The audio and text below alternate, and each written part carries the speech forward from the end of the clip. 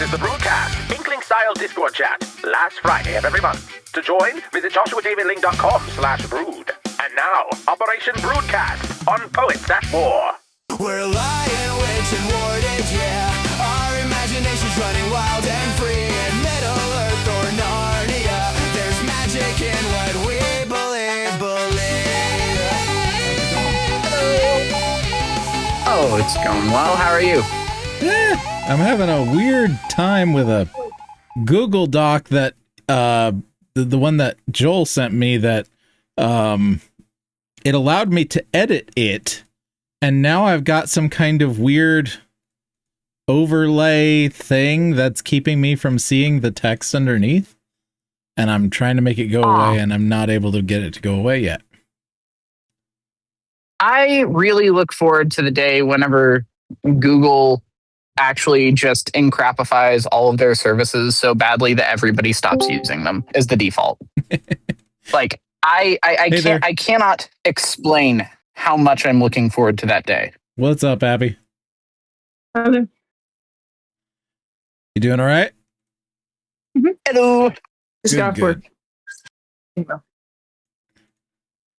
Oh my goodness. Where is this issue happening? Format, text. I think it has something to do with a header situation thing. I don't know. Weird. If worse comes to worse, I can get plain text out of it. Let me try Markdown, see what I end up with. Like just downloading it. Nothing. So I can get plain text, but not Markdown. That's weird. Oh boy. It's really weird. And the PDF just shows exactly what I see. Like it's really, really weird. It's like the whole document got corrupted in some weird way. Huh. I really hope it didn't. I mean, it's not his manuscript or something. It's just a quick dump and share. Have you hello there. Like I assume you hello? SaurianScribe, we have not met you yet. Do you know anyone from the Brood? Were you invited? I slightly know. Where is she? Abigail Felling? Falanga? Yeah. Falanga. Yep. Yeah. I was with her in another writing some questionable choices. I gotcha. Well, welcome here. This is our monthly meeting called the Broodcast. We do weekly hangouts, but we do a monthly sort of inkling meeting where we read each other's stuff and critique it and whatnot. About what would you say we give people, Alex? And we're trying to increase it, but the amount of time we give on the Broodcast, what would you say? Oh, he just muted. That's okay. But yeah, I'm Joshua. This is Abby. Not the same one you're thinking of, but the other Abby in the group. And we also have Alex. And that's Alex, yes. So how long do we usually give people nowadays? Somewhere between 20 and 30 minutes a piece? Yeah, something around there. Yeah, we're kind of loose with it. If you're getting particularly long, we ask you to break it up, but it's not a big deal either way. It is recorded, by the way, as well. And we do post it. If you have anything you want edited out, just let me know. But I usually pick that up in the transcript and then edit it out later. But you can go by SaurianScribe, Scribe, or your name. Most of us are on first name basis, though, so totally up to you. Yeah. Either one's fine. You can call me Ethan, or you can call me Saurian. Oh, it's good to have you, Ethan. Do I know you through the Facebooks and the grapevine? Nope. Never met you. Okay. Because I am elusive. Yeah, I gotcha. I've been a part of various groups with Abigail as well, so I was just wondering. Yeah, I'm gonna have to just I'm gonna have to read Joel's as what do you call it? Plain text, which will be kind of annoying because he had actually like color coded characters and everything, but that's okay. We'll make it work. Oh, good. Okay, so I have 3 myself and the two send-ins that we're going to do tonight. Abby, are you reading tonight? No, I'm just listening. Listening and hanging out. Okay. But yeah. Alex, did you bring anything?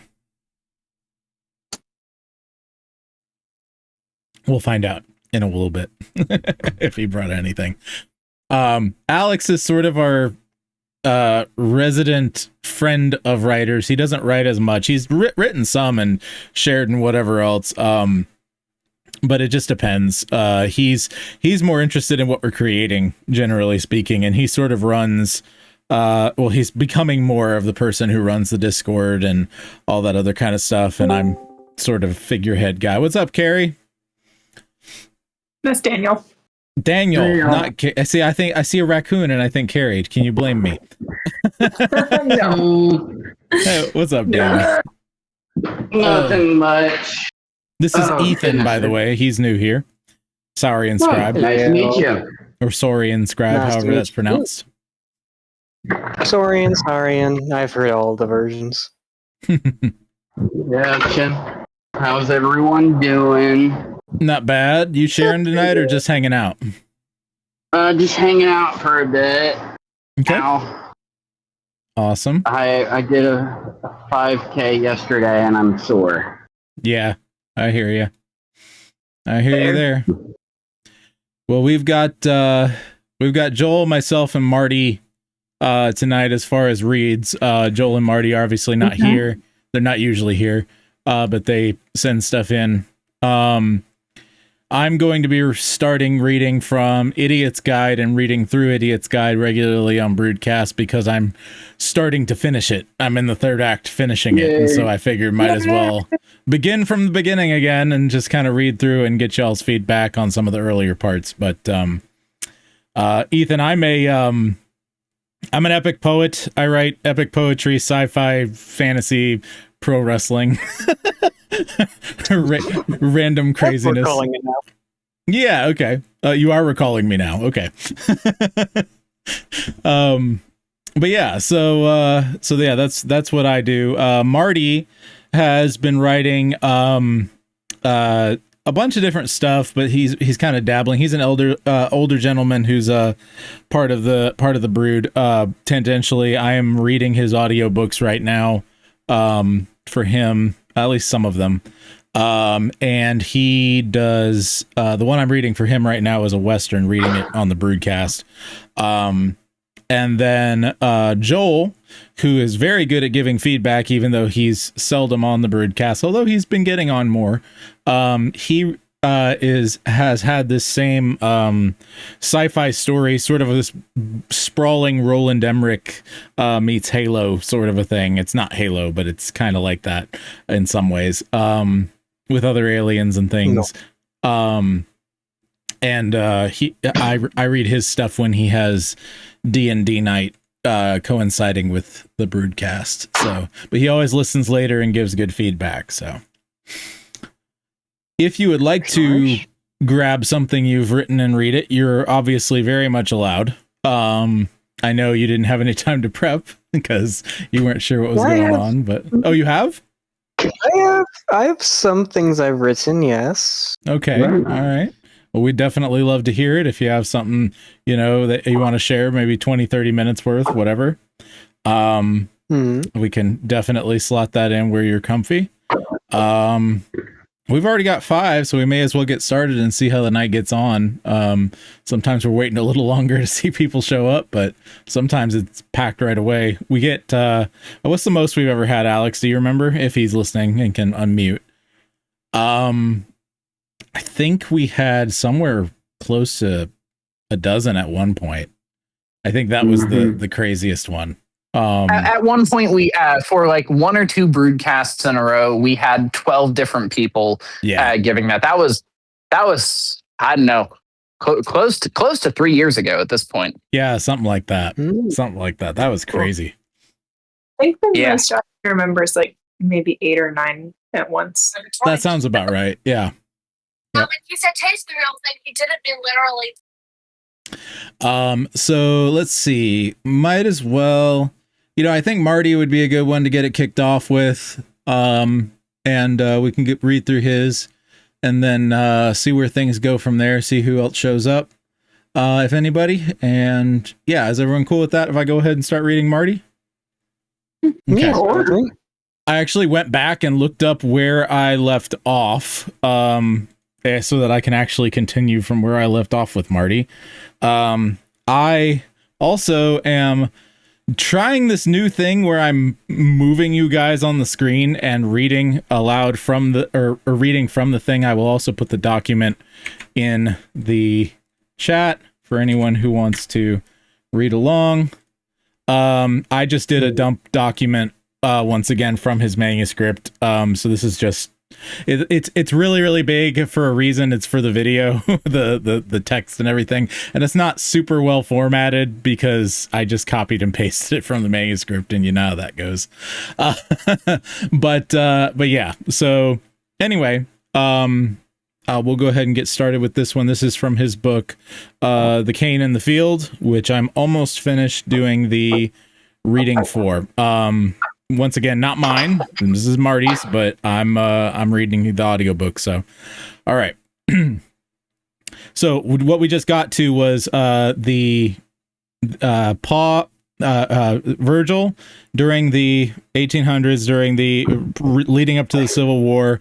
People are getting super patriotic about the South, getting, you know, all bent out of shape, getting ready to go to war, and he and his brother and his pa are all having issues. He's kind of stuck in the middle, sees both sides of the argument. His younger brother Samuel wants to go to war. His dad's like, war is good for nothing, blah blah blah. So he's getting stressed out. That's about where we left off. And so Emma noticed. She always noticed everything about me. Seemed like we've been courting steady since that church picnic back in '59, though courting might be too fancy a word for what we did. Mostly it was walking together after church, sitting together at singings, stealing kisses behind the smokehouse when nobody was looking. She was 17 now, same as me, caught in that strange place between girl and woman where everything's changing so fast you can't hardly keep track. One Sunday in late September, after services let out, and we'd walked down to the creek away from prying eyes, she confronted me about it. You're thinking about going, ain't you? She said, not a question, but a statement of fact. I tried to deny it. I don't know what you're... Don't lie to me, Virgil Cain. Her eyes flashed, part anger and part fear. I seen how you look at them boys in uniform. I seen how you stand up straighter than when the band plays. I know your brother's pestering you every single day about joining up. I couldn't meet her eyes. Stared down at the creek water instead, watching it slide over the smooth rocks. Samuel's gonna go with or without me, I said finally. You know he will. Boy's stubborn as a mule and twice as foolish. So, I said finally, you know he will. Okay. Yeah, that might be a mess up. I'm not sure. You know he will. Boy stubborn as a mule and twice as foolish. So you're going to be foolish too? That's your plan? Her voice cracked on the last word. Her voice cracked on the last word, and when I looked up, I saw tears standing in her eyes. Let me tell you something, Virgil. War ain't some grand adventure like the books and your Aunt Frances gave you. My cousin James went off to fight in Mexico, and you know what happened? He came home missing his left arm and half his mind. Wakes up screaming most nights, seeing things that ain't there. His wife left him, took the children. Now he lives in a shack by himself and drinks corn liquor till he can't remember his own name. That's war, Virgil. That's the truth of it. This is different, I protested weakly. We're fighting for our homes, for our rights.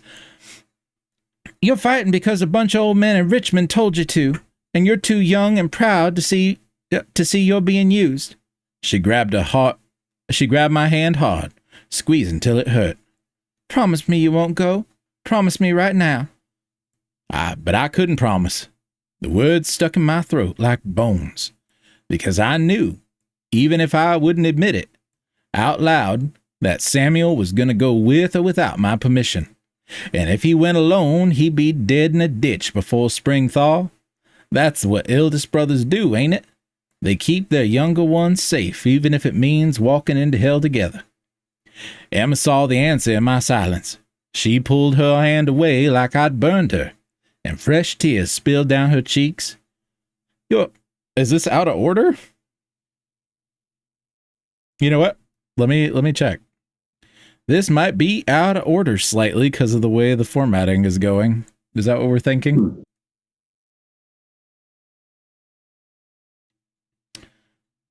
You feel awkward around my voices? A little odd. Yeah, I think it's out of order. Let me just grab the manuscript and read from that instead. Just because I have it, I can't share it with you, but I can go from where we're at. Let's see. Is it just because you're weird about gender bending, Daniel? What? The awkwardness about my voices. Nothing awkward. I just genuinely thought it was funny. Oh, okay, yeah, cool. I thought you were saying that you felt awkward about my voices. No.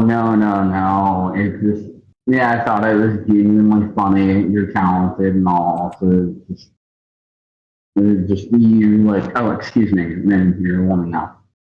All right, I'm going to continue from Don't You Lie to Me, Virgil Cain. Her eyes flashed. Paw anger and paw fear. I seen how you look at them boys in uniform. I see how you stand up straighter when the band plays, and I know your brother's been pestering you every single day about joining up. I couldn't meet her eyes. I stared down at the creek water instead, watching it slide over the smooth rocks. Samuel's gonna go with her without me, I said finally. You know he will. Boys as stubborn as a mule and twice as foolish. So you're gonna be foolish too? That's your plan?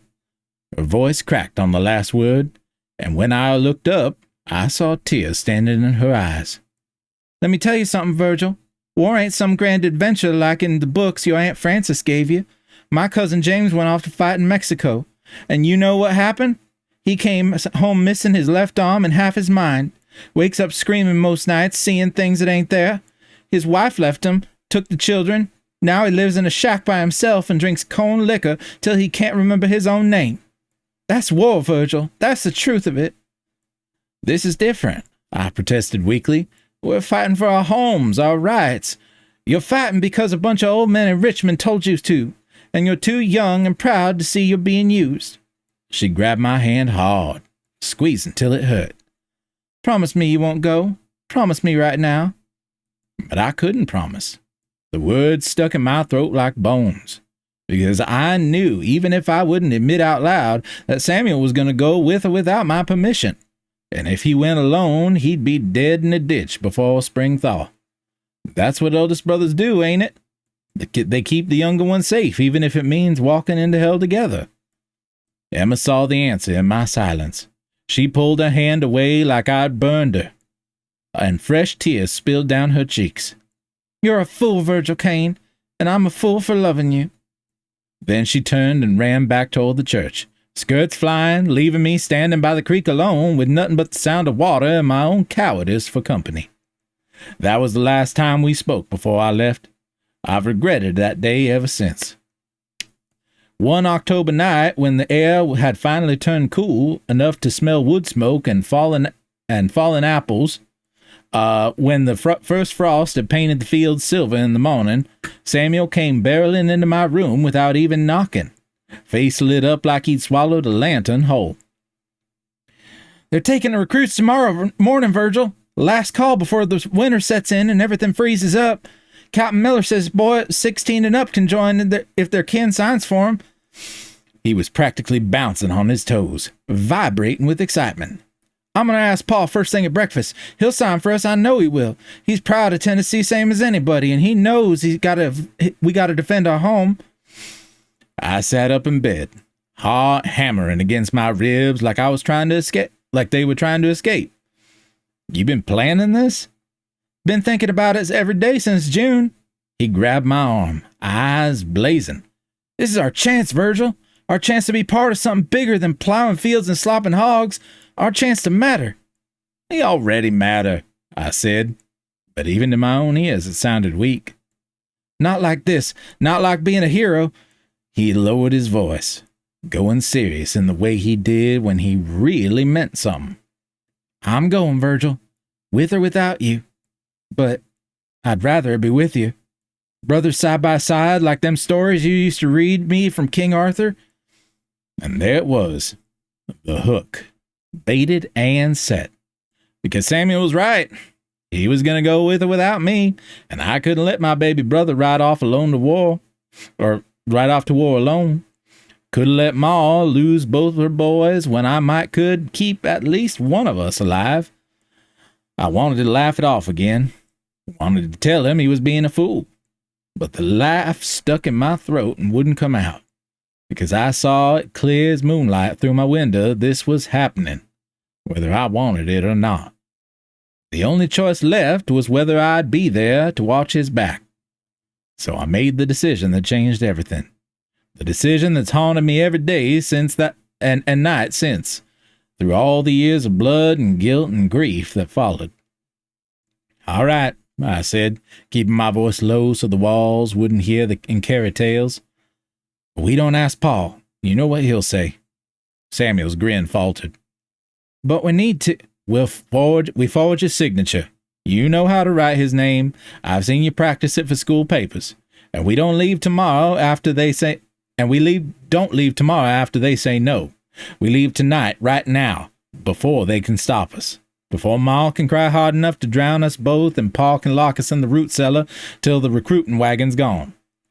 I watched his face change as the reality hit. We were really doing this. Really running away from home to join the army like we were in some dime novel. His grin came back bigger and wilder than before. And then he flung his skinny arms around me so hard we both nearly toppled off the bed onto the floor. We're really doing it, he whispered into my shoulder. We're really going to be soldiers. God help us, I muttered, but he didn't hear. We waited till the house was breathing slow and steady, till the night had settled deep and dark outside. Had to wait near 2 hours, listening to the sounds of the house setting down for sleep, Pa's heavy footsteps going up the stairs, Ma's softer ones following, the creak of their bed taking their weight, the murmur of nighttime prayers I couldn't quite make out through the walls. Pa's snores started up maybe 20 minutes later, rumbling through the house like distant thunder. That man could wake the dead when he really got going. Ma took longer. I could hear her moving around the room, opening and closing drawers, probably putting things away for the night. Then, silence. Blessed silence, except for the old house settling and the wind in the eaves. I pulled on my Sunday breeches, the good ones Ma had made me for Easter, and the boots I'd saved all year to buy from the cobbler in town. Paid $4 for 'em, which was more than I'd ever spent on anything in my life. My hand shook as I tied the laces. Samuel was moving quiet as a ghost around his room, which shared a wall with mine. I could hear him bumping into things in the dark, probably stuffing his flour sack with treasures. When he slipped through my door, he had that old sack clutched in both hands. I could see the shapes of things inside.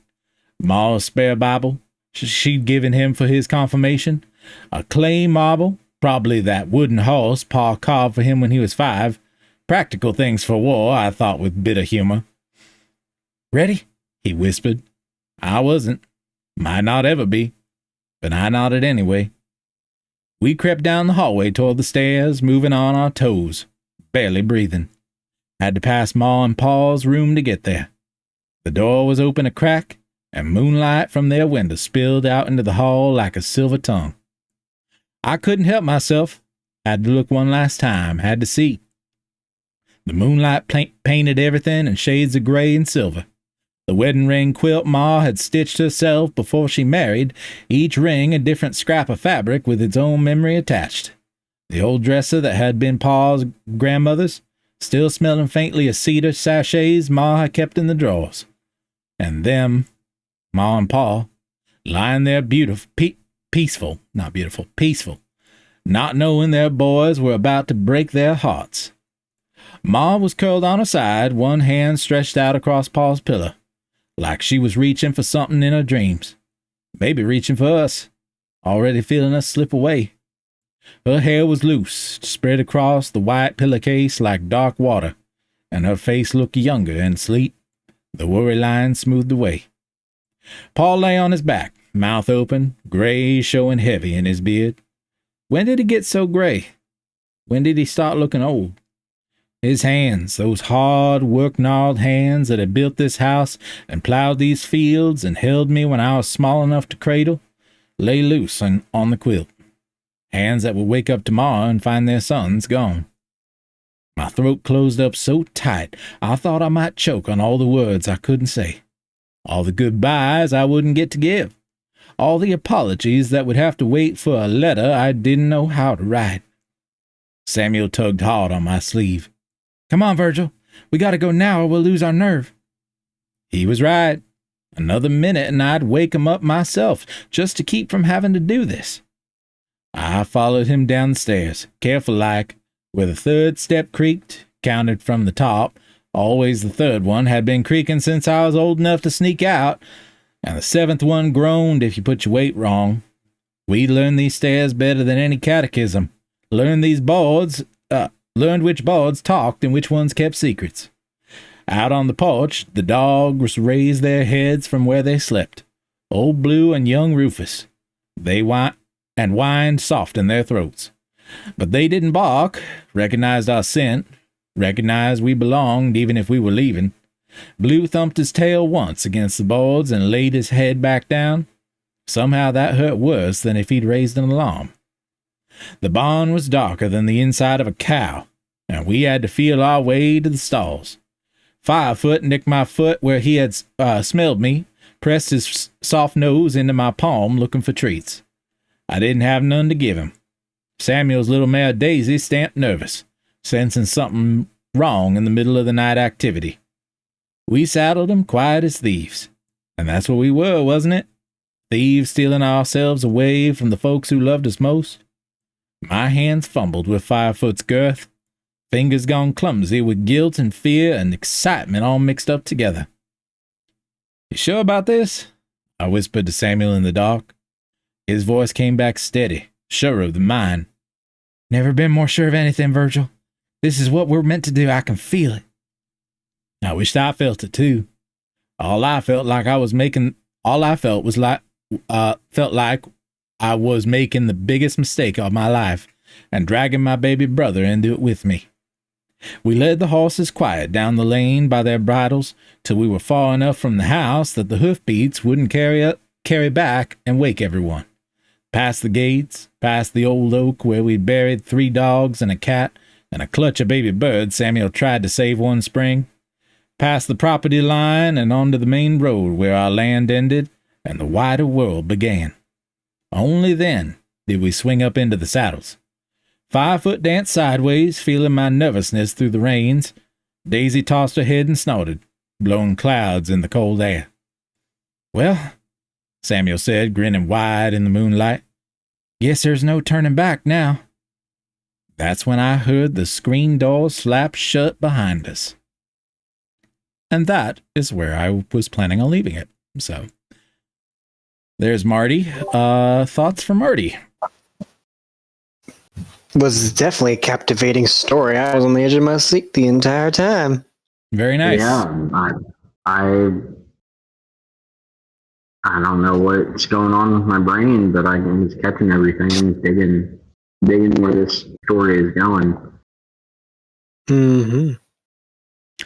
One of the things that he does that I'm not super fond of, and is something that I have to point out to a lot of people, is the use of similes is a bit excessive, but beyond that, the similes themselves, I mean, he's doing a storytelling style that he uses similes heavily. So I'm not against that, but the types of similes sometimes don't work, because they're not meaningful.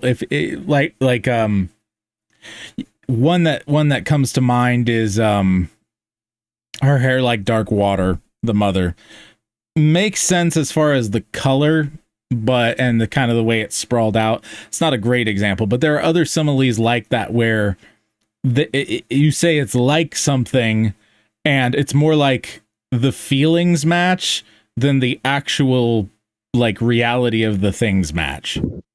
Yeah.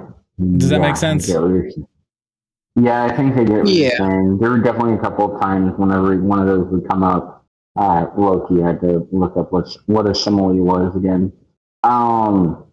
But there was a couple of times he used one of those expressions and it just kind of the record scratched a little bit mentally. Yeah, it's like, what does that even mean? It's not really, yeah. It evokes the right emotion, but it doesn't make sense, right? Right.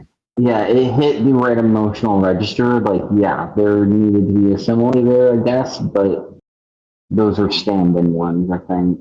There should be. I bet some of them really tend to make sense for the character. Mm-hmm. I was enjoying them myself. But I can, in a different style of narrative, they wouldn't make sense. Mm-hmm. Darker than the inside of a cow. Yeah. I think that makes sense in the moment that it was used. Right. But that's, I was going to say the descriptions were pretty good. Yeah.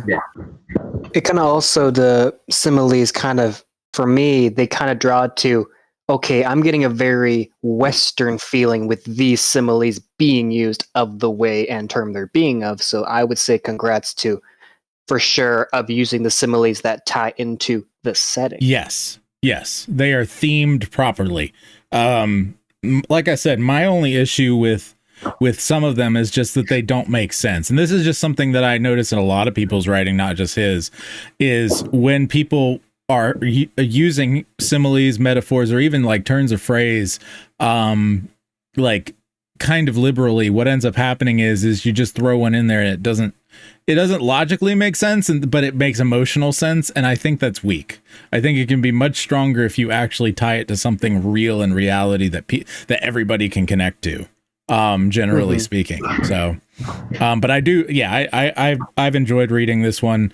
I like the beginning of the story, especially, with them going to war and all that stuff. There's other good parts, but, the brother relationship there is very compelling for me, especially. It's like, oh yeah, you're not going to touch my baby brother. Like, yeah, I love that. Yeah. Yep. I agree. Yes, Samuel and Virgil's relationship is extremely good in this story. Emma's dialogue, I felt like was a little bit. It's hard to make it sound good in that scene in particular. She has some great dialogue later on.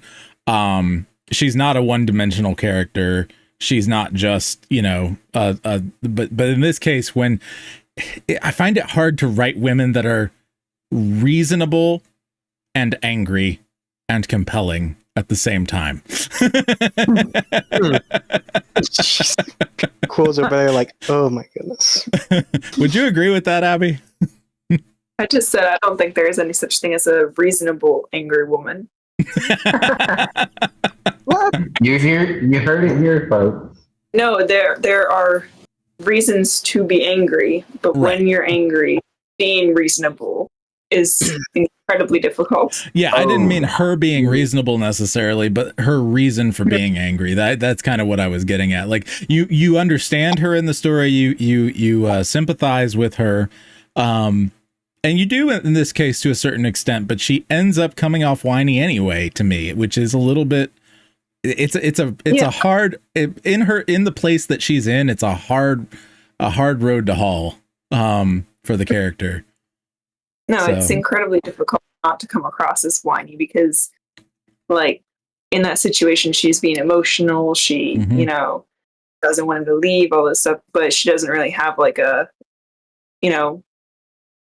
logical thought process necessarily, especially being a teenager. Yep. Yeah. That makes sense. Alex, did you have anything, or are you just listening right now? I think he's just listening, or even has gone on to do other things, but we'll see. What were you saying, Daniel? If I'm not mistaken, wasn't Emmy the girl, or is it Emma? Emma. Yeah, Emma. Is it Emma? Wasn't she one of the brothers' love interest? Yes, Virgil's love the Virgil. Okay, Virgil is the first person narrator. Okay, So, yeah. Mhm. No, I mean I think her being unreasonable kind of makes sense in the sense of like they're both love-struck teenagers. One of them is going off to war, and of course the other one doesn't want them to go. So right, yeah. No, her reasoning is sound. It's just like making her compelling in that moment and not whiny is hard, like because of she's kind of rocking a hard place as a character, you know? Yeah, how would you not whine? Yeah. Sure. Exactly. Yeah, pretty much. So no, I thought the dialogue there was actually really decent. Okay. For the situation of like a love interest character. Because you're not hearing it from her point of view. You're hearing it from his point of view. And I thought it made pretty good sense. Maybe the thing that bothered me was her kind of stomping, running off in a huff. Maybe the resolution there should have been something like they were interrupted. Or do you think that's too much of a cop out? I feel like it fits the scene in a sense of like, if I was in her place, I'd also kind of just walk away. But that's also my personality. So like, it depends if that fits her personality. Is she the type where if there's an argument and it's over, she'll go away to leave the argument to calm down? Maybe that's where I could see that, but at the same time, I'm speaking as someone who's almost finished reading this audiobook. I have like 14 pages left. And I would argue that her slight spoiler, but not really extreme patience through the rest of the book says no. So maybe that's what's bugging me. That is so it's not like I'm sorry, Abby. No, I was just saying that might be a good point. Because if someone's patient, they're not apt to be the first person to leave an argument. Right. Right. Okay, so it leaves with her. It ends with her leaving. So there's really not there, and there's no middle ground from what you read so far. There's no like growth from her really struggling with this to becoming. Well, no, I'm saying for the whole story, she's not a person who would just stomp off in an argument. That's what I was saying. Except at the very beginning where she is. I'm not saying that she grew. I'm saying it's inconsistent. Right. She's not really. She doesn't really have an arc. She's more of a consistent, patient character. So anyway, if we have no more feedback from Marty, from Alex or anybody, we can talk more if you do have something. But we can either go on to Joel's, mine, or Ethan's. What do you guys say? What say you? I'm up for anything. Maybe for another hour or so. Do you have something ready, Ethan? I have 3 things because they're kind of short. So to do a little backstory, I'm rewriting my series and I'm starting with the prologues first. Okay. So my works are kind of very much inspired by Tolkien and C.S. Lewis's works, and I kind of want the aspect of wanted a art series with the middle part split into 3 separate character paths, if that makes sense. Okay. So I will pull up the first one, book 1, and I hope this works for sharing so you guys can read it too, because I use Ellipsis now. Okay. So I hope that works. Ellipsis, okay. Let me see here. Get it on screen. I'm getting a nothing to see here. Same here. Right. Interruption, Brett, real quick. It's baby time. Go ahead. There she is. Good night, Peter. So my wife, Casey, and my daughter, Jane. I have three children who regularly show up. They're all going to bed right now. But yeah, so. Casey, Jane, and Hazel is the oldest. Peter is the second, and then Jane's the third. So anyway, but yeah, you can go ahead with what you were saying. Yeah, I was going to say, should I try and share screen instead, or is that a bad idea? You can share screen. I don't have a problem with that if everyone else is cool with it. Go with it. Okay, I almost pushed soundboard. That's the wrong button.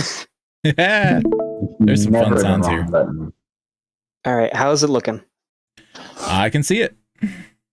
Awesome. All right, so this is technically the first book of the series, Sizable Adventure. Next, ladies. Oh wait, I need to zoom in. I cannot see the. Bye. Gentlemen, this is your captain speaking. A Monotonous. monotonous voice broke. Thank you. Monotonous voice broke the silence of the passenger cabin, awakening many who had been lulled to sleep during their 8-hour flight. We are currently 15 minutes from our destination. I would advise all passengers to please remain seated for the remainder of the flight as we begin our approach for landing. I would also like to thank you all for choosing Worldwide Airlines for your transatlantic flight. Did you hear that? An elderly Englishwoman queried as she patted her sleeping companion's knee. Wait 15 more minutes till we arrive in America for a summer holiday. Doesn't that sound wonderful, love? Huh? What? Her young teenage companion sleepily shifted. No, I didn't steal from Miss Olivia's secret biscuit jar. The Englishwoman chortled. Oh, Aurora, were you dreaming of sweets and candies again? Aurora rubbed the back of her sore neck, taking time to regain her bearings before answering. Sorry, Miss Ava. I guess I have some early homesickness. That's quite all right, dear. However, Miss Ava replied, adjusting the broad glasses upon her wrinkly nose as she fixed a stern gaze towards the young lady. The proper English phrasing would be, I guess I am experiencing early case of being homesick. Aurora crossed her arms as she flopped backwards against her chair. I don't see why proper English would be so important. It's not like we are planning to move to the States, she retaliated, sulking in her chair. It is still nice to be fluent in how you speak, Aurora. I raised you to be a fine and fit young lady, not, and here she emphasized with a raise of her brow, to slacken your speech and be disrespectful. Miss Ava maintained her stern expression for a moment before a small laugh escaped her lips. But teenage attitude aside, she began with a slight upward lift in her expression. I'm sure we're just a little knackered from this long flight. Once you have had a breath of fresh air and a good stretch in your legs, all thoughts of homesickness for that old haunted mansion will be completely drowned out. Just think of all the new sights waiting to delight you. St. Olivia's villa is not haunted, Aurora replied with a chuckle. The only possible haunted thing in that entire house is Master Henry's evening cooking. Aurora inclined her head as a rather obvious clearing of a man's throat caught her attention, catching a glimpse of a tall, thin man sitting behind her. I would hardly consider my cooking to be haunted as you enjoy defining, Miss Aurora. Aurora let out a small chuckle, turning around to address the distinguished gentleman. I'm sorry, Master Henry. I didn't mean to banter your cooking. It was only a heartfelt jest. Master Henry shrugged his shoulders nonchalantly. 'Tis quite all right, Miss Aurora. In all honesty, he continued, revealing the smallest of smiles to Aurora, I myself question what justifies me to create dishes so uniquely designed that they will cause one's bowels to be violently stirred. The two started shaking with barely restrained laughter, causing even proper Miss Ava to chuckle along. It wasn't long before the silence of the flight lay claim over the trio, resting back in their seats once again. Aurora's attention drifted towards the cabin window beside her, gazing at the brilliant sun beginning to rise on the horizon, illuminating the city below. Skyscrapers rose promptly above the rest of the buildings as the city's nightlife vanished into the shadows, allowing the natural light of morning to take charge. Studying each structure anxiously, Aurora was able to recognize several within an instant. They had covered many photographs she had seen in magazines and on the covers of books she had flipped through prior to their trip. For such a cluttered mess of metal and stone, the city of Manhattan isn't as much of an eyesore as I thought it would be, Miss Ava commented as she viewed over Aurora's shoulder. Indeed, Aurora replied, passing a small smile to Miss Ava before looking out the window, though I honestly am more enthusiastic about the countryside that America provides. While Aurora admired the outstanding view, her attention was abruptly distracted by an eerie green glow emanating from a ruined skyscraper. Someone's take a drink. The light appeared to originate at the base of the structure, rising upward through a perfectly hollowed-out core, as if the center of the building had been drilled straight through from the roof to the foundation. This vertical shaft exposed the building's interior, revealing a lush, vibrant garden thriving at its base. The contrast was jarring. Vivid greenery flourishing within the decay, skeletal remains of the tower's crumbling exterior. "Hey, Miss Ava," Aurora explained, leaning aside so Miss Ava could view the anomaly. "Take a look at this." Miss Ava adjusted her glasses as she leaned towards the window. "That's quite a peculiar sight," she remarked. Several other passengers also noticed the strange light as the plane passed over the building.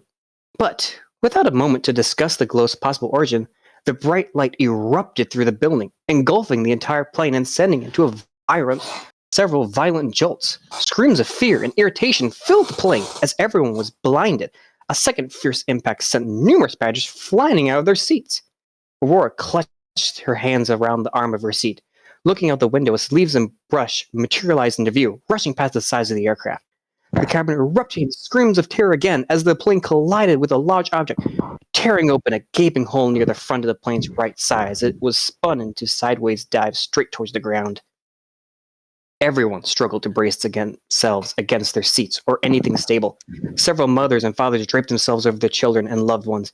Aurora looked over to Miss Ava before the plane jolted violently for the last time, instantly surrounding Aurora in painful darkness as she was knocked unconscious. The resounding groan of the passengers helped Aurora finally open her eyes. A sharp, annoying ring echoed in her ears. As she slowly removed her head from the dent in the back of the chair, a throbbing pain instantly came to her forehead. As she grasped a hand to her head, she quickly realized her injury as blood stained between her fingers. With a faint grunt, Aurora hoisted up to her feet, looking up only when she heard footsteps coming from the front of the plane. "Is everyone all right?" the plane's co-pilot asked as he lightly limped down the rubbled center walkway. Checking everyone for serious injury, while grasping one hand against his red-stained forehead, the other pressed against his right side. Aurora checked her gaze and scanned the passengers for Master Henry and Miss Ava, who seemed to have disappeared from their seats. Aurora noted that everyone seemed okay, with a couple looking worse for wear than others, but at least they were alive. Looking back at the co-pilot, she could see behind him into the cockpit, where the pilot sat motionless, a large branch piercing through the nose of the plane, the sharp point stained red stretched out through the pilot's chair. A stiffened groan caught Aurora's attention, turning her head to look eyes with Master Henry as he placed a head on the headrest behind her. The two released a sigh of relief. Painfully moving her head around, she returned to study the glass-littered seats of the cabin for any signs of Miss Ava. A passenger waved his hands frantically. "I need some help over here," he announced, a couple of rows down from Aurora. The pilot grunted as he grabbed the medical bag from the wall, hobbling his way over to assist the man down near the front of the plane, where an immense gash had been torn open. Aurora slowly drew her attention over to the two men as they began attempting to lift a row of collapsed and torn chairs, a body revealing itself underneath. The person appeared to be female from what little Aurora could observe, blood stained down their forearm, which laid limply outstretched into the center aisle. Aurora then clasped a hand over her mouth in shock. While observing the situation, she noticed the ring on the fallen woman's hand. It was the same gold, adorned with bright purple crystal in the shape of a flower, that Miss Aurora always wore. Tears streamed down Aurora's face as she swiftly averted her eyes, unable to comprehend. The moment Master Henry noticed the ring, he instantly took action as he pushed his way through the crowd. He yelled as best he could while keeping his composure. Aurora could see the tears he was hiding in his eyes. While everyone was still trying to gather themselves together and understand what had occurred moments before, the entire plane abruptly shook. Everyone was startled, crowding into another out of fear of what was outside as another quake shook the plane. Slowly, Aurora crept forward towards one of the shattered windows, watching with wide eyes as a large shadow slowly draped itself over the entire plane. And that is the prologue of Sizable Adventure so far. Very nice. Is that your whole share for tonight, or did you said you had 3? I was confused by that. I mean, I do have 3. It's just, do you want me to read all 3 first, or one at a time? Well, it's up to you really as far as when to do feedback. If you're planning on reading 2 more tonight specifically, we can do it either way. It's up to you. If you want feedback now on this one, or if you want them all at once, or if you want to just read this one tonight, it doesn't matter to us. We're seeing where you're at. Hello, Ian. Oh. Hey, Ian. Good to have you, man. Hello. How's it going? What? Are you on mute? Or no? I'm not on mute. Okay, there you are. I heard you now. Shouldn't be. There you are. Okay. Ian, this is Ethan. He's new here, and he just read one of 3 prologues. I think he's doing all 3 tonight. And then we can do you. We also still have Joel and myself to read. Daniel, Alex, and Abby are not reading tonight, but it's great to have you. How have things been, man? For me? Yeah. Changing earphones. I'm switching. It's all good. Can you hear me okay? Yeah. Can you hear us? Yes, we do. Can you hear? Yeah, change your headset. Cool. Sounds good. Can you hear me now? Yes, can. Yes, we can hear us. Okay, I cannot hear you. Okay, you got to hear us. Okay, well, he's working on that. Ethan, you going to share the other 2 tonight? Do you want feedback on this first one first? What do you want to do? I can share all 3, I guess. I just don't want to take up too much time. Understood. So you're going to read the 3 and then we give feedback? If that works. Yeah, if that's what you want to do, that's not a problem. Like I said, you can also save them for future things. When we do our weekly hangout sort of thing too, which is Tuesdays right now at 9 Eastern, you can also read then. So that's like, there's no rule that says you can only read on Broodcast. It's just that Broodcast is our big like, hey, everybody come together, let's share, which is the last Friday of every month. So yeah. Gotcha. I'll read the second one and then I'll ask you if you would like me to stop for time-wise. Okay. Sounds good. Yep. All right. Hey, everyone, just I have to jump out. Loved what I heard. Good to meet you, Ethan. Thank you. Good to Love meet you all. Yep. And I will talk to you later. Bye. See Bye. you. Alex has been working on a farm quite a bit lately and has been having earlier mornings. So he also has a young child and another coming. So yeah. Yep. Okay, can you hear me all right? Yep. Can you hear us okay? Yeah, I can hear you now. Okay. I was switching over to my earbuds to see if they got better sound than my internal mic. Gotcha. They sound good to me. You can tell me it. Do they? Okay. Alrighty. They'll have better sound cancellation. So Ethan's going to read his second one, and then we're going to give him feedback. And then if you're good to go, I'll let you go right after him if that's what you're looking for, Ian. Okay. Awesome. All right. Hi, Abby. I hadn't really said it. Hi to everybody yet. Yep. Hello. Hello. Greetings. All right. When you're ready, Ethan. All right. This is the second book of the 3-parter. Destiny for Revival is the name right now. It is very much possible to change. Also, anyone who hasn't seen it already, if you click the watch stream, you can read along because he's reading through on his software. So, yeah. All right. A ghostly haze shrouded over the barren wasteland. Through an ill wind hung low in the air. Silence reigned king as aged ash was tossed along the blackened soil. Among the scarce blades of green grass scattered through the land, a single young man stood in the middle of a collection of lightly packed dirt mounds. Even with many piles surrounding him, his eyes remained fixed on one particular, a tombstone stepped deep at the grave's head. A swift stir in the air did not distract the young man's concentration as a large winged shadow flew overhead, finding rest in a large clearing not too far from the burial mounds. As the fog swirled around where the creature had landed, the form of a man could be seen stepping out through the gloom. Stopping a short distance behind, the new arrival observed the situation, a cigarette clutched between his lips. The bright blue smoke from the cigar added a drop of color to the rather comfortless ambience that filled the valley this afternoon. There. Compared to the grieving man, this watcher was a little less than a decade ahead in age compared to the mid-20s youth of the young man, sorrowed face. The youthful man barely averted his eyes to a bouquet of bright yellow and purple flowers clutched in his right hand.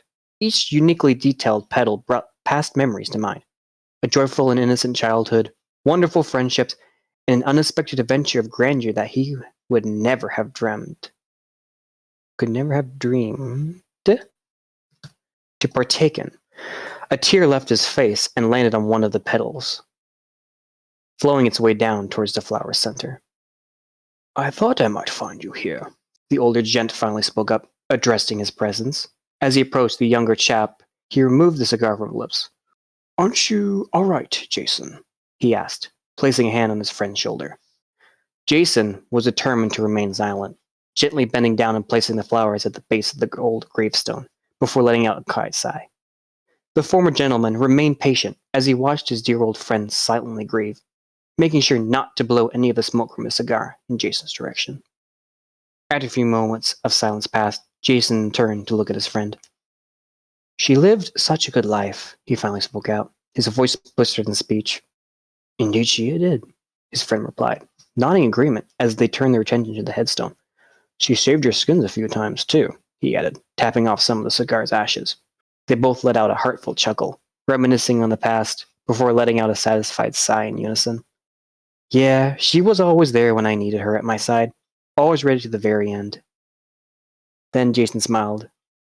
Okay. Jason smiled, stoking a hand along the edge of the tombstone. The older man patted his friend on the shoulder, and now she's in a far better place, and will be remembered by many, he reassured, glancing back at the tombstone as well. Well, I better get going, the older man stated, brushing off some ash from his overcoat. My family are most curious about my whereabouts by now. After all, I promised little Alex I would help her with training later today. And he paused for a moment, letting out a discouraged sigh. I need to close the gateway. Time's getting worse as the weeks pass, he stated, shaking his head as he took in another breath of smoke. Is that why you came all the way to see me, huh? Jason asked, his brow raised with a snarky smirk on his lips. He released a small chuckle as his buddy furrowed his brow, patting his shoulder. I understand. As much as I wish there was another way, we must stop the darkness from spreading far past what we can contain. I would hope you understand, his friend remarked, rolling his eyes. You think I would come here to check on you just so to tell you I'm closing one of the gateways? Honestly, you would do that, Jason responded.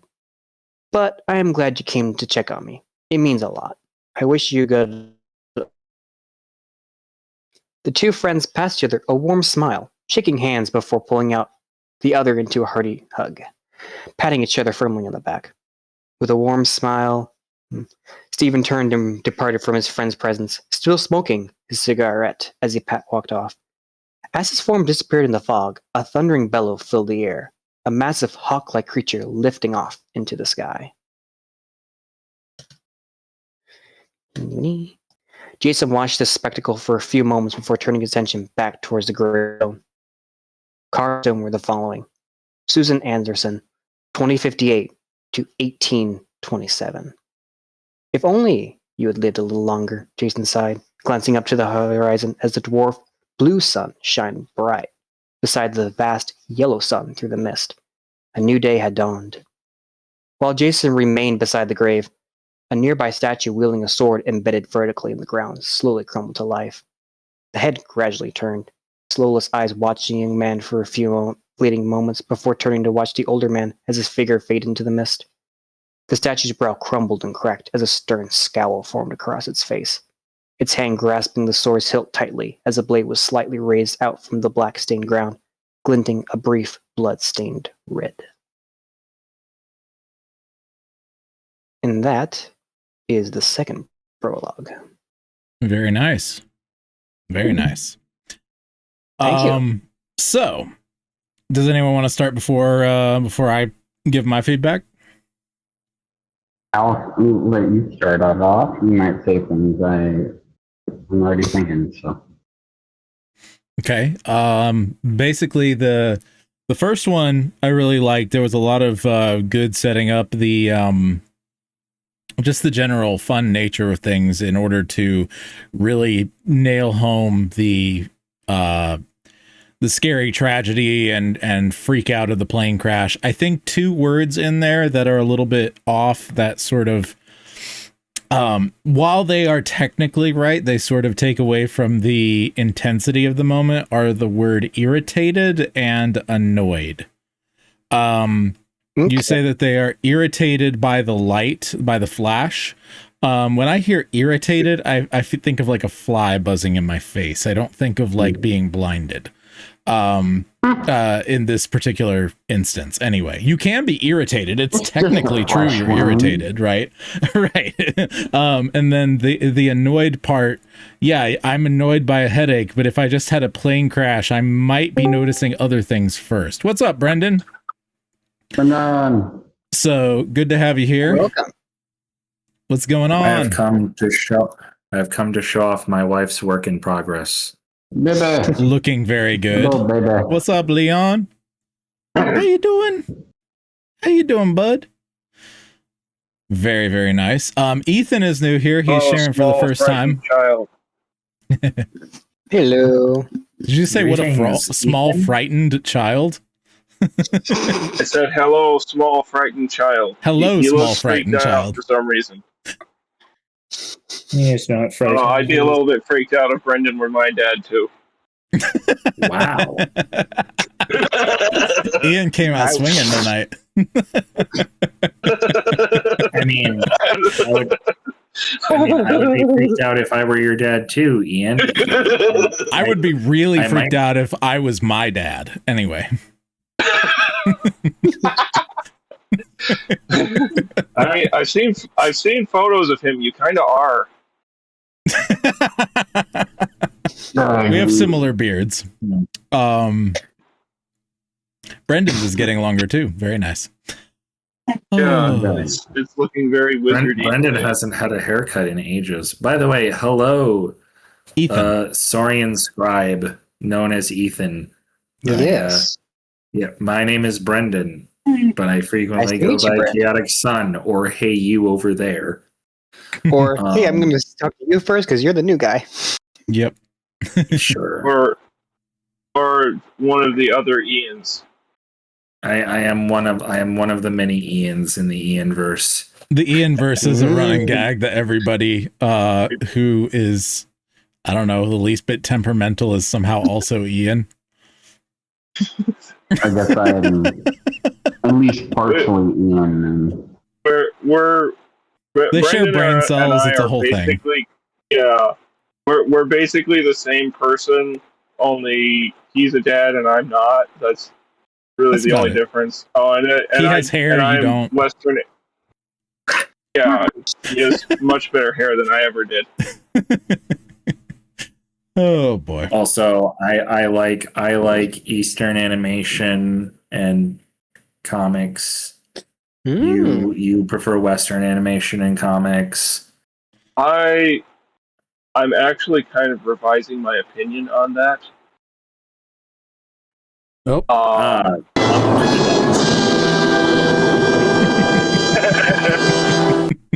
Saw that coming. Yep. Your palate is expanding. I'm warming up to Eastern animation. I think that animation just worldwide sort of started to decline after 1995. And I don't know, or 96. Somewhere in the 1990s, everything just started go. And I've seen a lot of Japanese anime from the 80s and 90s, and I'm going, this is beautiful. This is breathtaking. Why aren't we doing this now? Right. And obviously, Studio Ghibli is still doing that stuff. Right. But generally, it's just really expensive. Yep. Probably the best studio out there right now, and still to this day. Yeah. So getting back to Ethan's stories, the two prologues you shared. The second one I really enjoyed as well. That one is just straight intrigue the whole way through, trying to figure out what they're talking about, who they're talking about. The whole, like, what was it, 2058 to 1857 or whatever it was on the headstone. That's just awesome. that is. Do it. Yeah, so I really, really like that. Both of them really stuck out to me as just very the first paragraph in the second prologue you shared was fantastically written. The visceral nature, and me being a poet, you did a little bit of what do you call it? What's the word? Where you have a whole bunch of words with the same beginning with the same letter. Alliteration. The alliterations and the punchy, almost Saxon nature of the words you chose. They're very quick and earthy and to the point. Felt really, really nice. So that's the beginning of my feedback. Obviously, I don't know anything about characters and stuff. I do think the brief amounts of characters we had in the first prologue were set up really well. You had some good dynamics set up. And so, yeah. Other people's thoughts. I really, really, really liked the way that you wrote that prose. It was just chef's kiss. It was perfect. Thank you. Wait, the rose? Did I say rose? Prose. Oh, okay. The prose you wrote. Yeah. Oh, I heard rose, and I'm like... Yeah, he said the prose, chef's kiss. So, Abby and Daniel, you heard both prologues. What did you think? They were both really good. I thought that the first one, the pacing was really nice. It felt like the beginning of a big story. The second one felt more like almost a sneak peek into a story. Yeah. Or I concur. Story. I concur with that. I feel like I had notes and I forgot. Oh yeah, that was the main point. The imagery was really good in both of them. I'm really intrigued about all the plants growing in the bottom of a collapsed skyscraper. That sounds cool. I don't know. For beginnings, they both sound pretty good. Very nice. Thank you. Brendan, do you have something you're reading tonight or not? Abby was saying. I mean, you gonna read some more Chesh? Sylvan Knight, yeah. That would be the only thing I could bring. I could do the next action sequence now that there are more people here. Okay. Ian's going to go next. I already told him he would be going next. I didn't want to interrupt if people had more stuff for Ethan too. I just wanted to kind of check where we're at. Yeah, no, you're good. I just wanted to say that I concur with what Abby was saying.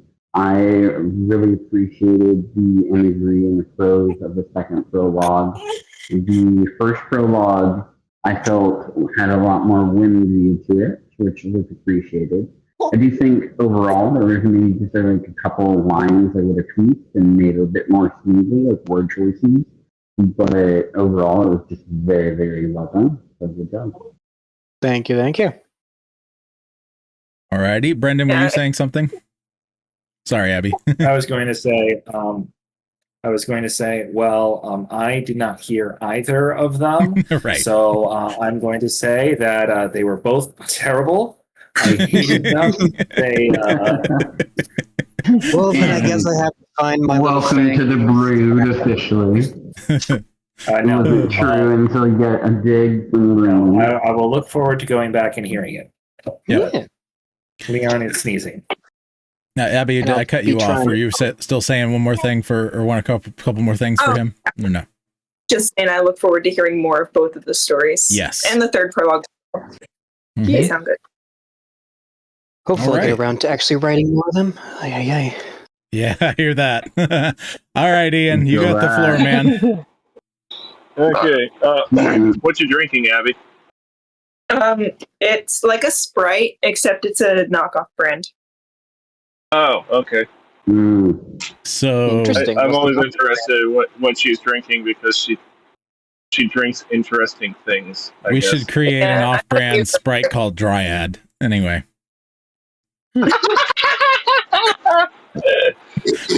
or better yet, Canada Dryad.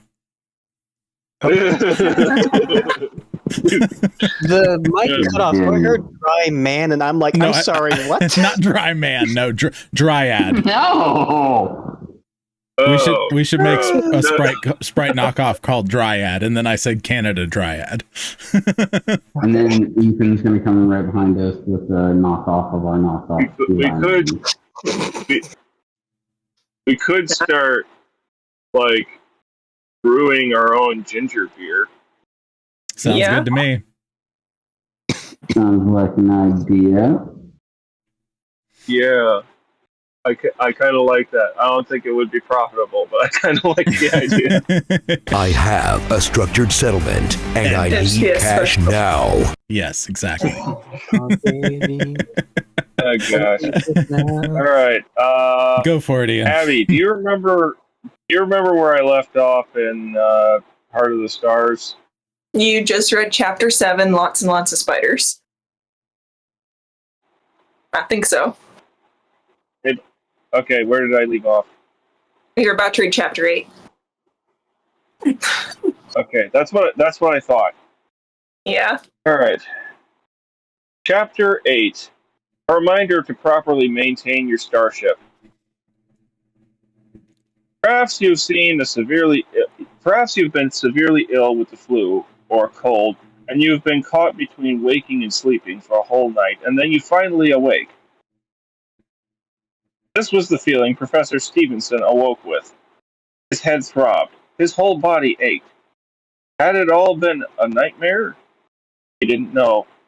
He came to full consciousness, lying on the couch in the Smalls' home. How did he get there? Memory returned. He sat bolt upright. Easy now, said Edith. Edith! Andrew, said Stevenson.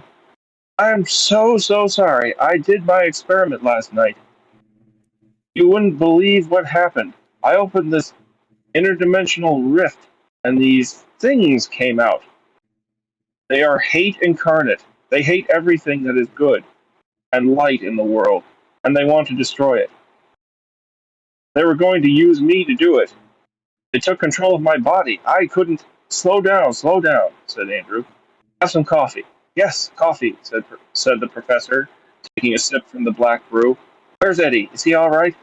Andrew paused. I don't know. The old man went out to search for him. Azariah? Yes, him, responded Edith. Good, said Stevenson.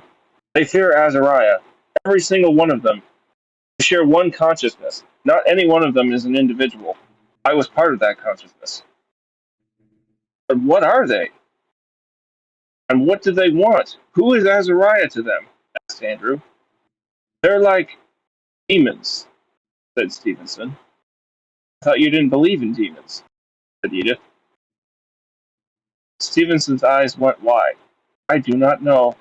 I have seen evil. Those things want to bring about an age of darkness. They existed before any of the stars shone in the heavens, when all the world was darkness and void. They long to return to the void. They want to consume everything. Most of all, they want the heart of the stars. What is that? Asked Andrew. It's an object. Hard to explain what it is, but if they get it, every star will die. And Eddie has it. How did he get it? Asked Edith. I don't know exactly. He found it. And what about Azariah? Asked Edith. He is powerful and he is good, said Stevenson with a smile. He can save Eddie and stop the demons. We have to go help him. Stevenson sprang from his seat to start and fell immediately to the floor. Just a moment, I'm all right. I'm still getting control over my own limbs again. Break. There came a furious beeping of a car horn accompanied by the sound of an engine. A large Volkswagen minibus charged in, hitting the arachnoid at full speed. The window rolled down. Fred sat at the driver's seat, mewing. All aboard, called Azariah. Wait, said Bucky. I need to get my cousin. Bucky charged into the trailer, finding Anna still in the fetal position on the couch, weeping. Come on, he said, taking her by the hand. She shook her head. Come on, demanded Bucky, dragging her from the couch. We can't stay here. I can't go out there, protested Anna. Anna, I need you to be brave for just a moment, said Bucky. Choking back tears, Anna finally left the trailer, and Bucky dragged her into the van. Wait, cried Thorwald. Don't leave me here. In your dreams, Thorwald, shouted Eddie. But those things are out there, protested the bully. Eddie, said Bucky. He's just as scared as we are. But he's Thorwald, insisted Eddie. Yeah, Thorwald, said Bucky. So what? He's just a kid, like us. So he bullied us. That doesn't mean he deserves to die. Edmund, it is better to show mercy than vengeance, said Azariah.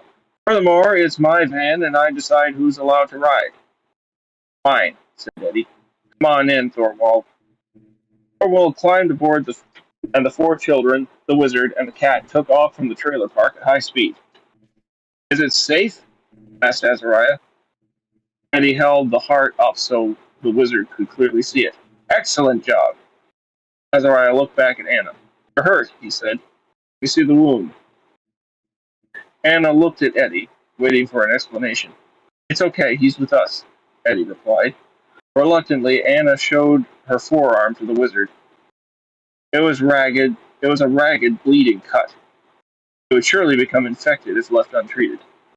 Azariah gently placed both hands on the wound and said a word no one could understand. Anna's arm felt strangely warm for a moment. When Azariah removed his hands, the wound was healed. How did you do that? Asked Anna. Azariah simply smiled. Anna looked at the driver's seat. Wait, how is the cat driving? Fred is one of the greatest star pilots I have ever known, Azariah said affectionately. Wait, what? Fred? Asked Eddie. Yes, Fred, replied Azariah. One of the greatest in the galaxy. I wouldn't have won the Battle of Zandak if Fred hadn't been out there as air support. But he's just a cat, protested Eddie. Nonsense, said Azariah with a grin. Cats, particularly orange cats, are uniquely suited to space travel as they can think in 3 dimensions. Myself and the other wizards bred them specifically for that task long ago. We gave some to the Egyptian, but the poor fools forgot what they were for and started worshipping them as gods. The van came to a sudden stop. Eddie looked outside and saw nothing but black. Oh dear, said Azariah. A web. The long, hairy spindle legs of a spider scraped across the window next to Eddie. He shut his eyes as the creature's monstrous head looked in at him with murderous intent.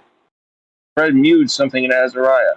No, you cannot fire the plasma cannon now. You'll set the whole neighborhood ablaze, said the wizard.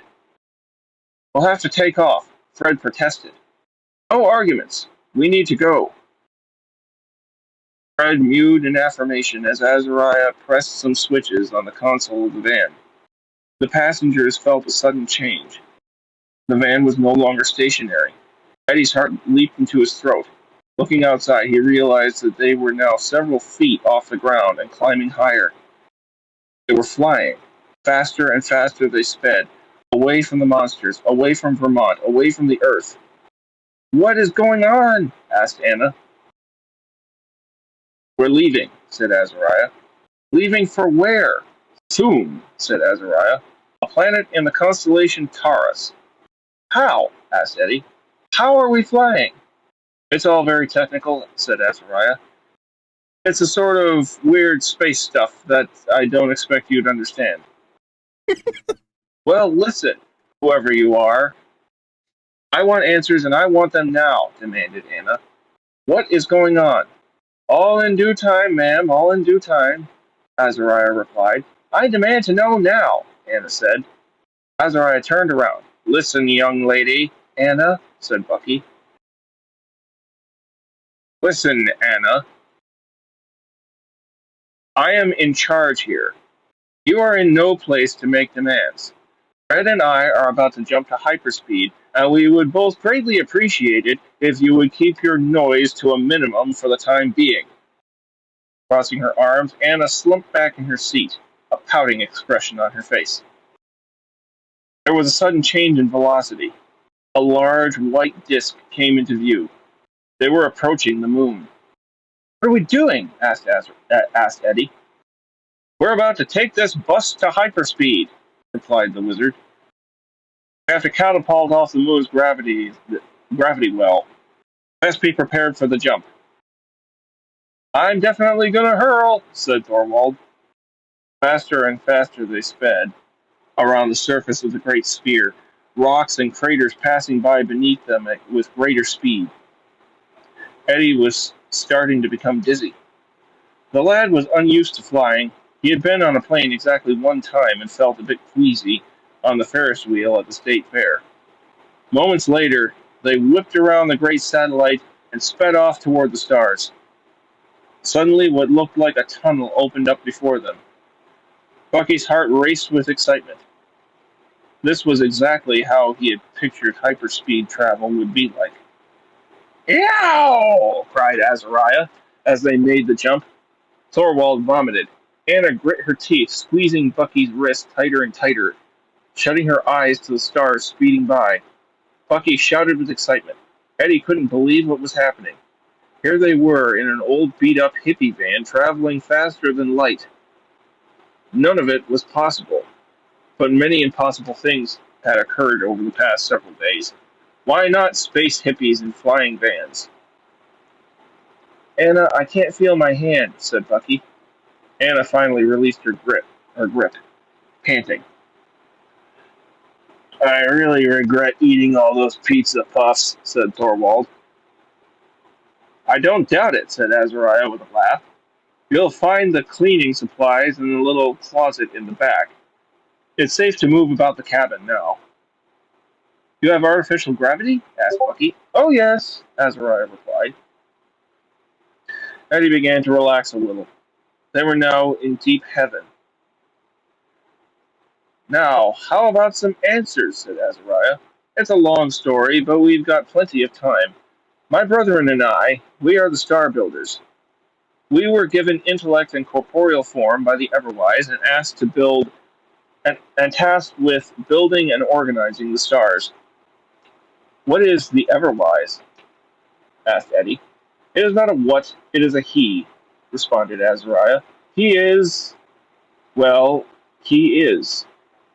A merry light entered Azariah's eyes when he spoke of the Everwise, as though he were speaking of something too wonderful to fully express in words. Anyhow, continued Azariah, we built a machine known as the Star Engine, a brilliant, powerful device. With it, we made all the stars you see now. That's impossible, said Eddie. Why not, said Azariah. Your own scientists have built machines nearly as complex and powerful. Your Large Hadron Collider, for example. As I was saying, the arachnoids did not like this one bit. They were here from the beginning, crawling in darkness, and they hated the light. So they went on a campaign of extermination, killing every star they came upon. There was a war. It lasted millennia. The spiders finally found out about the Star Engine and tried to destroy it, but we broke it in pieces, spreading fragments of it throughout the universe. The genius of the Star Engine is that it can be completely reconstituted from a single piece. One of these pieces, by some chance, ended up in Eustace Small's possession, and now it is Eddie's. Thorwald muttered a curse. Language, said Eddie. That's crazy, said Thorwald. If I hadn't seen those bugs from hell, I probably wouldn't believe it. And you'll see greater and more terrible things than that, Azariah replied. How long will this take? Asked Anna. No more than a couple of weeks, Azariah replied. Turn this machine around immediately, Anna commanded. I'm afraid I can't do that, ma'am, replied the wizard. We're already underway. My mom's gonna kill me, moaned Anna. I hope my parents are okay, Eddie said. They'll be all right, assured the wizard. It was about then that the stars rushing past slowed to a standstill. A strange rattling noise emanated from the vehicle's engines. "Oh, drat," said Azariah. "What's going on?" asked Anna. I'll make a correction. "Engine trouble," Azariah replied. Fred made several cooing noises. "Yes, I changed the converters," protested Azariah. Fred mewed and replied. "Oh, sometime around 1977, said the wizard. The cat let out a low groan. "Yes, you're right. They should probably be changed more often than that." "What is happening?" implored Anna. "We seem to have slowed our progress," the wizard replied. "The hyperspeed drive is malfunctioning." "How long is it going to take to get there now?" asked Anna. Fred mewed. "Several decades," said Azariah, half under his breath. Anna uttered an expletive. "Language," said Eddie. "I'm sorry, but," began Anna, her voice breaking into a sob, "I have got to get home." "And we will," said Azariah. "I am broadcasting a distress signal now. Help should be arriving any time." Anna began to sob uncontrollably. "Anna, get a hold of yourself," said Bucky. "Now is not the time for hysterics. We have to keep it together." Anna quieted herself.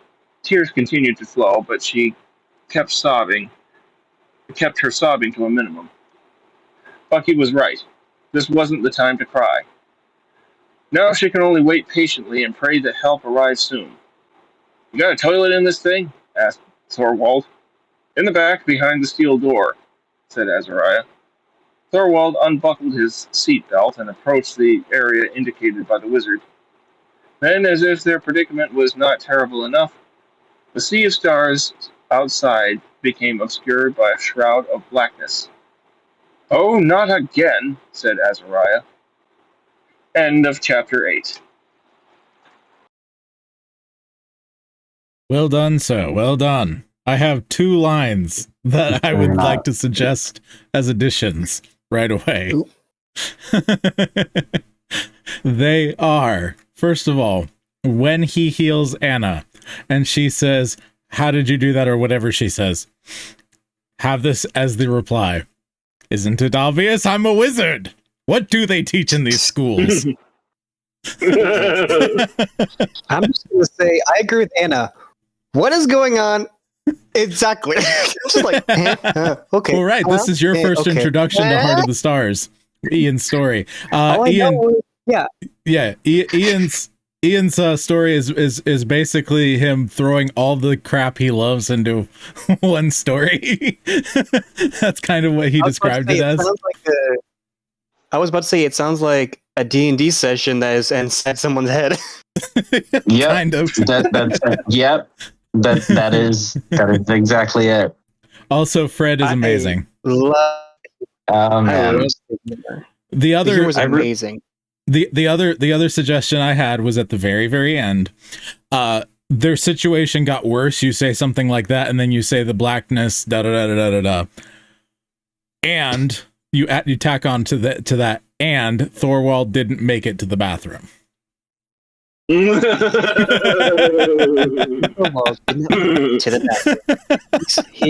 nat 20 turned into a nat 1. All right. I am fixing to hop off. You got to hop off, Daniel? I'm fixing to hop off. Yeah, but I just wanted to say it was very fun. I kind of have things distracting me on the side, but Okey-doke. I enjoyed listening to it. I enjoy listening to more. It's always fun and whimsical. I love that none of the characters are normal. Normal? We're in a giant bus that goes in space. What's normal anymore? Okay. Maybe I might stick around for just a second. Let me check on the thing. Okay, that's fine. Okay. So yeah, other feedback for Ian while we're here. I love that you don't explain space stuff. Just kind of be like, oh, it's yeah, technical. It's space it's stuff. pretty technical. Wibbly wobbly space. I had to decide whether I was going to go for the whole Star Trek route of explaining how everything works in exhaustive detail, and I thought that's way too much work. Yeah. Explain it when a it's cat. awesome. The cat. Who cares? The cat is flying the ship. There's a wizard. He didn't hear that part. Yes, Fred is literally an orange cat. Like an Earth cat. Nope, he has a license. It just happens He to is be a literal. The Earth cats in this world are legitimately like super incredible, and people don't know it. Anyway, go ahead, Ian. Okay. Him being an orange cat makes so much more sense. I don't know why I thought he was a black cat. I think it's because I'm a visual thinker, and I think of anytime I think of Fred, I think of the cat GIF where it's like fixing its. You know what I'm talking about. Continue. It's an orange cat doing that. Anyway. Also, Anyway. Or Abby, either one. I was just going to say, very glad Stevens isn't still, in the spider's grasp. That's good. Mm-hmm. I really liked all the... Go ahead, Ethan. I was about to say, I really liked all the jokes for sure. They made me chuckle. They made the general chuckle as well, from what I heard. Oh, yes. I liked the story, how it was like, honestly, so much was going on. I was like, I can't not look away. I have to listen. I have to see what's going on because I need to follow on what's going on. We go from a giant spider, apparently from the last chapter, that's all I know about, to spiders been hit by the bus. Context won't help. Just enjoy the ride. Just enjoy the ride. Context won't help. And then we go to a couch. She's in the fetal position. Time to get in the bus. Okay, we're going on the bus. Space travel. All right, we're in space now. Where's the bathroom? I'm gonna hurl. Where's the bathroom? Yes. Oh, that was really nice. The dialogue was really good too. I really liked the interaction between Anna and I'm gonna guess her cousin. Yes, the cousins. They were very. See them definitely as the duo who get themselves in a lot of mischief for sure. From that, sounds like the guy does more mischief than the girl, and the girl is just like, you know what, I'm coming along for the ride at this point. Yeah, Anna is sort of your very basic teenage girl. My whole idea with her was, okay, what if a basic, shallow, run-of-the-mill teenage girl was suddenly hurled into an adventure that was not of her making? Love that. Like in a lot of these kid stories, the oddball teenage girl who's kind of goth and kind of a misfit and stays away from people. No, Anna is the social butterfly. She's the popular girl. She's the cheerleader. She's the the everything. She's not the mean girl, though. I think that's a big distinction. She's not the mean girl. She's not mean spirited. Yeah, she's the cheerleader, or like the cheerleader character who's just got a heart of gold, and kind of underpinning it. It might have kind of a meaner exterior, but like at the end of the day, she has a mean streak. It's there. Yeah. But I see. Is it Anna? You said. Yeah. Yeah, I see Anna as like all of her other friends were making fun of the nerds, and then she would be the one to help the nerds pick up the book before rejoining her friends.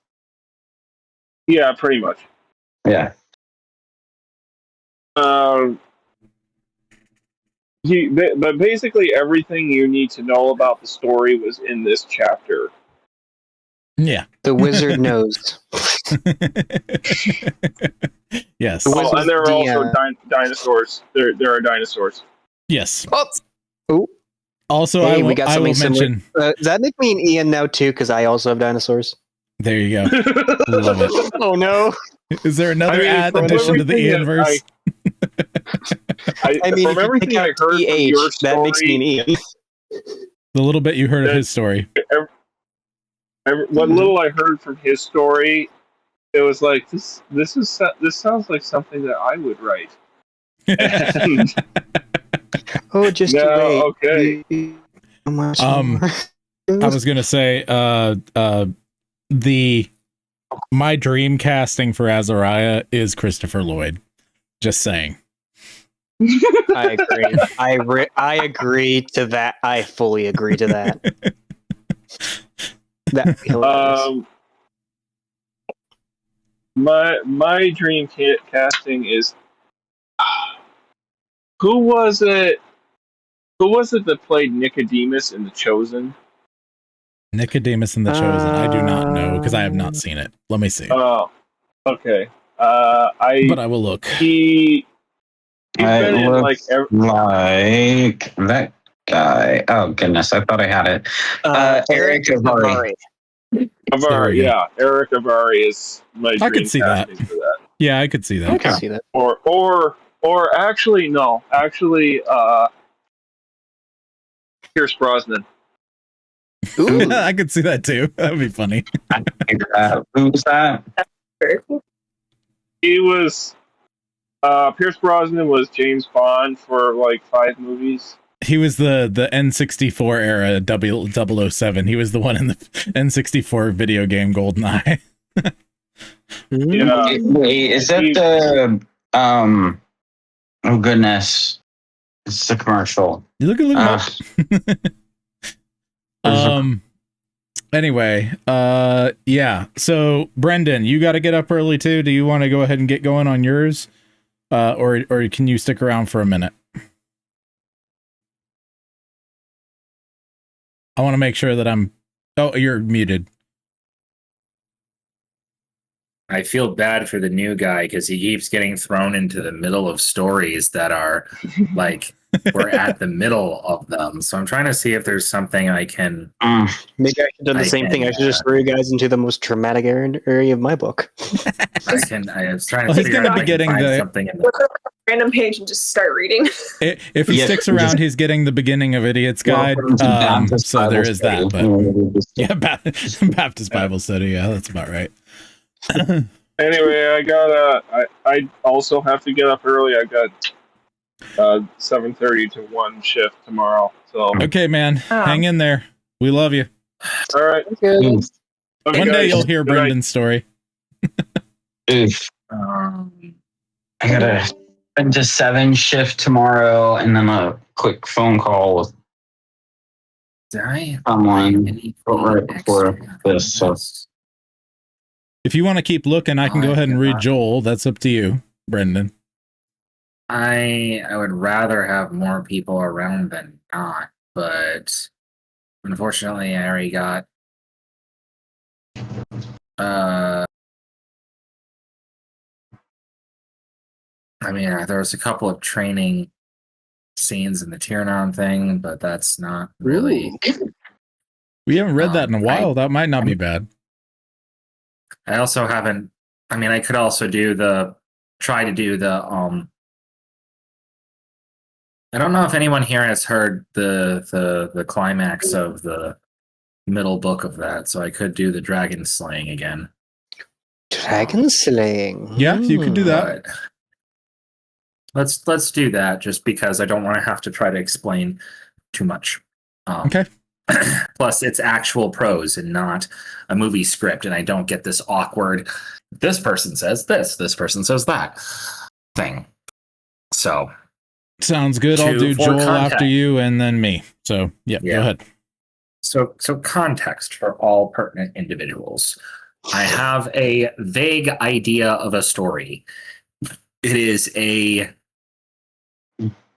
follows a young man by the name of Tiernon. Tiernon is a skald from some tribes. They're not barbarian tribes, but they're sort of roaming steppe tribes. He decided he wanted to travel this fantasy world to basically, because he grew up hearing all the great stories and he wanted to be a part of a great story. So he started traveling the world, trying to figure it out. As part of it, he joined to help him learn and to make money. He joined a mercenary company. The mercenary company agreed to escort a young girl who, and after that whole book, because that's an entire book by itself, He gained some companions as they were traveling. He eventually left the company because the company leader decided that they weren't going to go and rescue the girl from the trolls that kidnapped her. And he said, no, that's wrong. We signed up to do this. And he said, well, fine. Well, and the guy said, all right, you can leave. And so he did. And he took the best warriors with him, basically. And so they save the girl, bring her back. Turns out she's royalty, and she rewards them with good stuff. Then the second book is killing a dragon, basically. This dragon is causing problems in her land, and she puts out a call, and Tiernan, and she specifically calls Tiernan and the people who rescued her is saying, hey, you guys saved me. I would like to give you an opportunity on this. And basically she promises like land to people who kill the dragon. And so they go off to try to kill the dragon. There's a whole journey there. Just before they reach the dragon's mountain, the dragon attacks them and decimates the force. And they're about to return home when Tiernan's charisma turns on because he's functionally a bard and he inspires the troops to stay and fight. And they come up with this ridiculously wild plan to kill the dragon. Because I am one of those people who actually cares about the mechanics of the world. I'm a world builder, and magic in this, and Joshua pointed out that magic in this world is a very low level magic.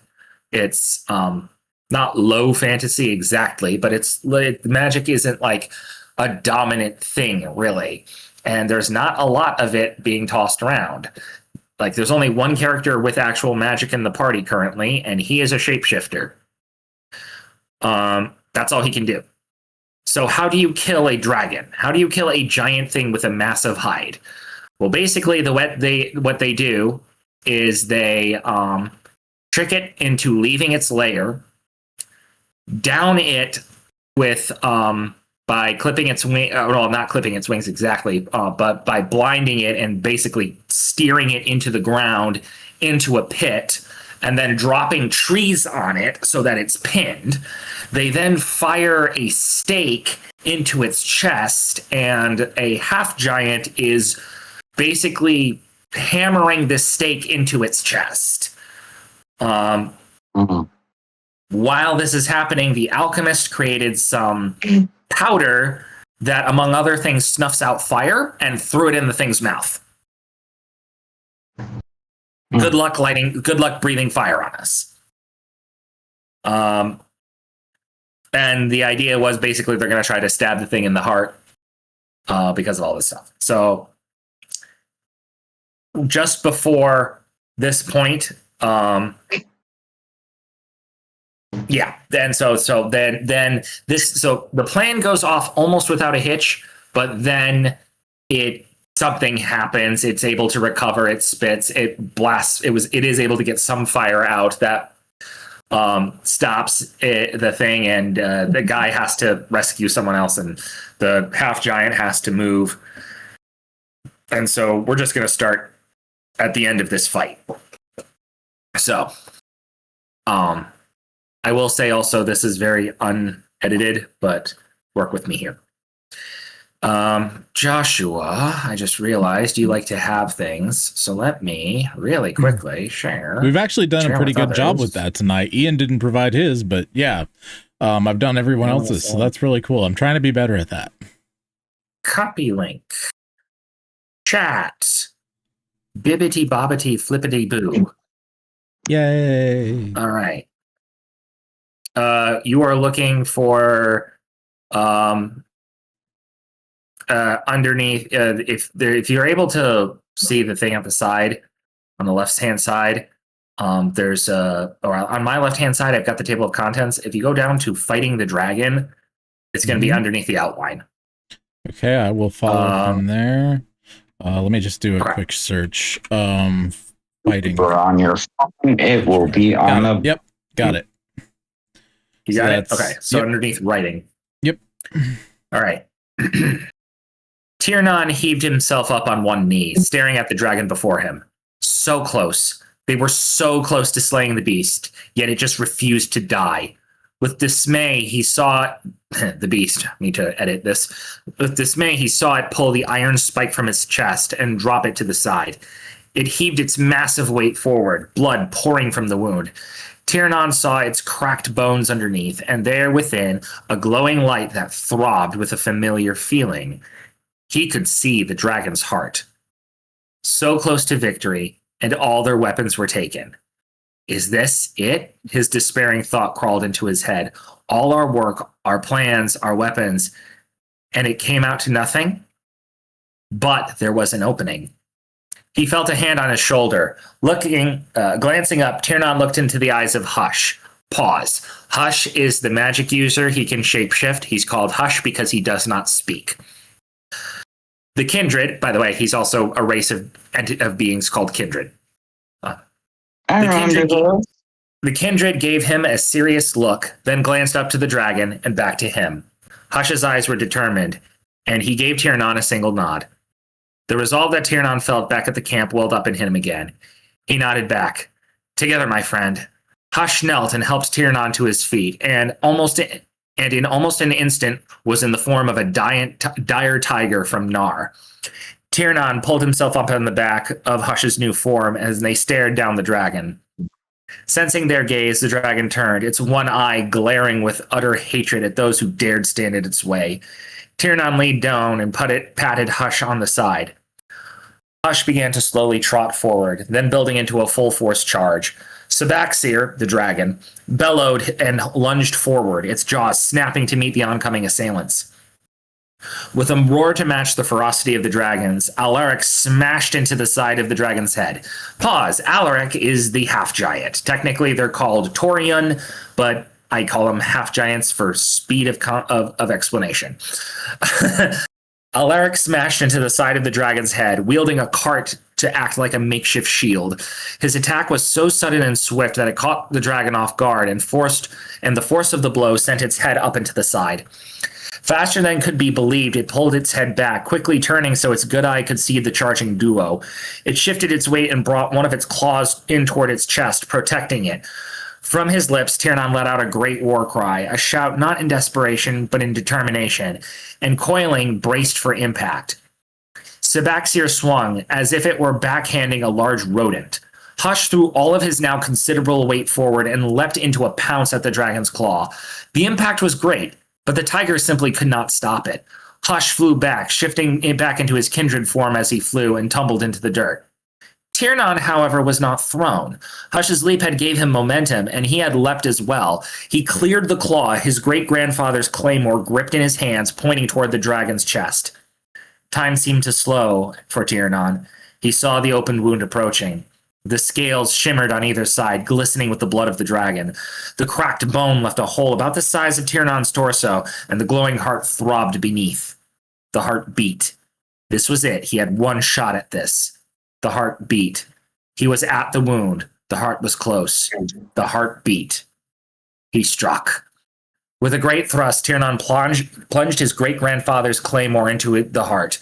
To Tiernan, there seemed to be a moment of resistance. Then the blade sank all the way to the hilt. Sabaxir let out the loudest shriek ever heard. The sound echoed for miles, and all the men covered their ears. The dragon thrashed violently, its head whipping around in pure agony. Its leg buckled, and Tiernan suddenly felt his feet on solid ground as it started collapsing.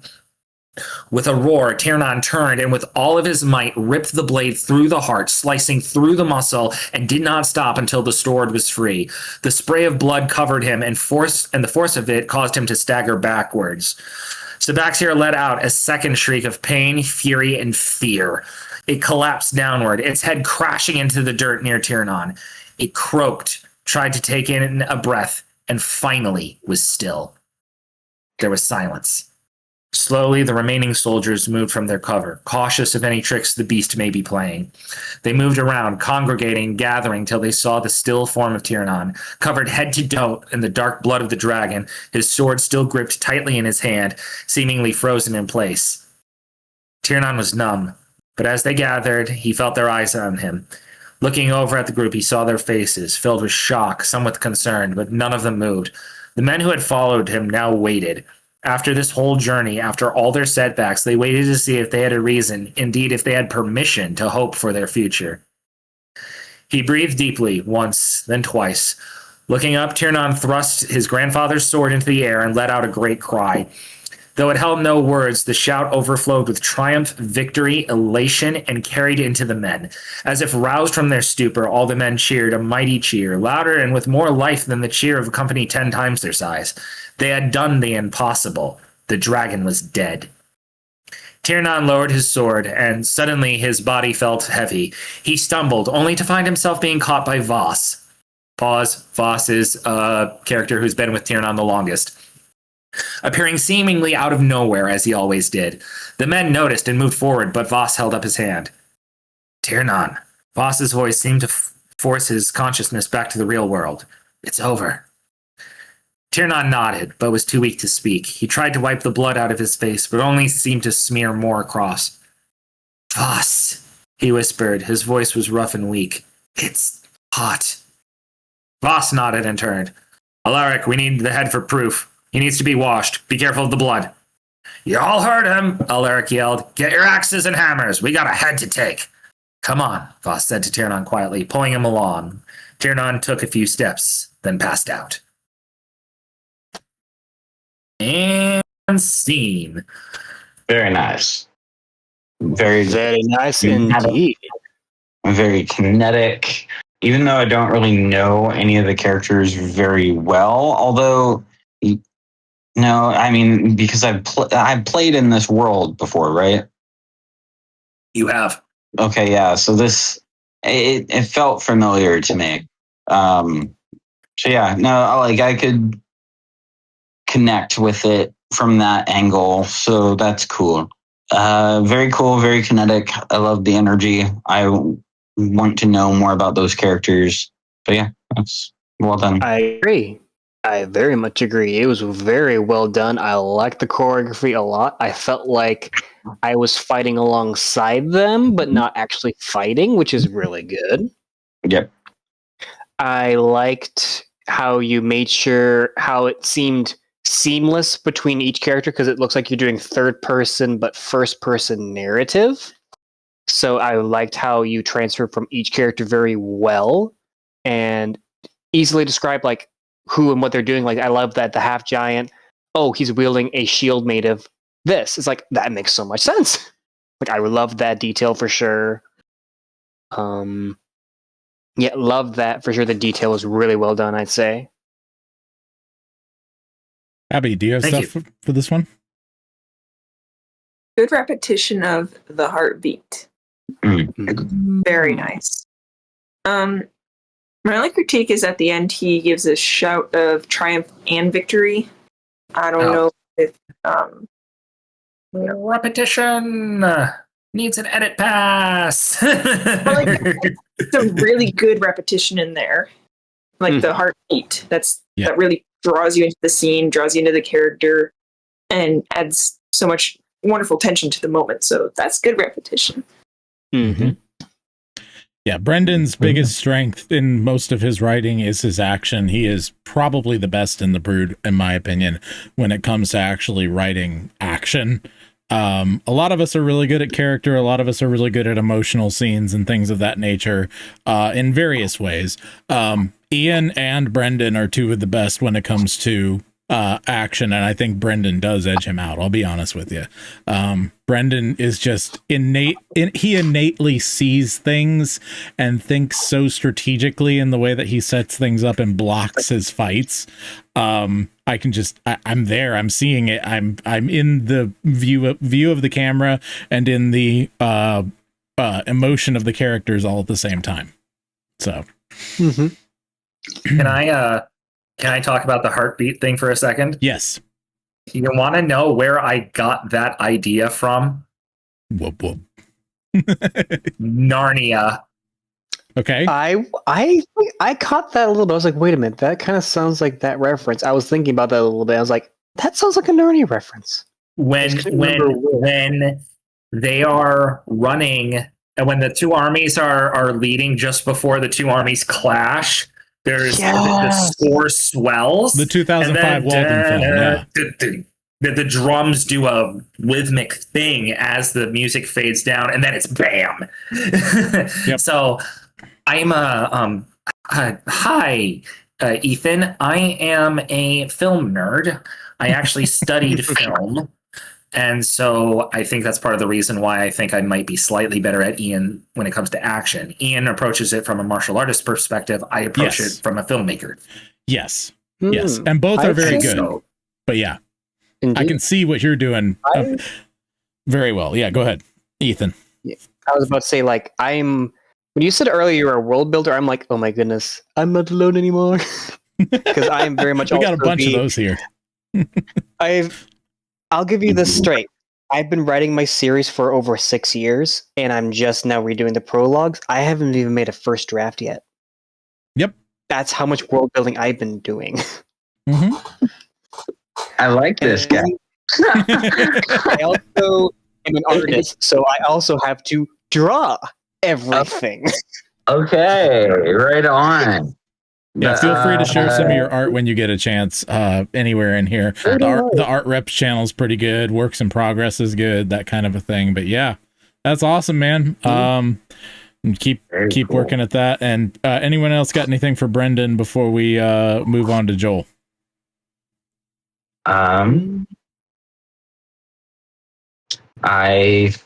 I can't think of anything. It's very good. Unfortunately, I do need to hop off. I have an early morning tomorrow and another arrangement before. All right, Daniel. Yeah, we love you, man. Have a great night.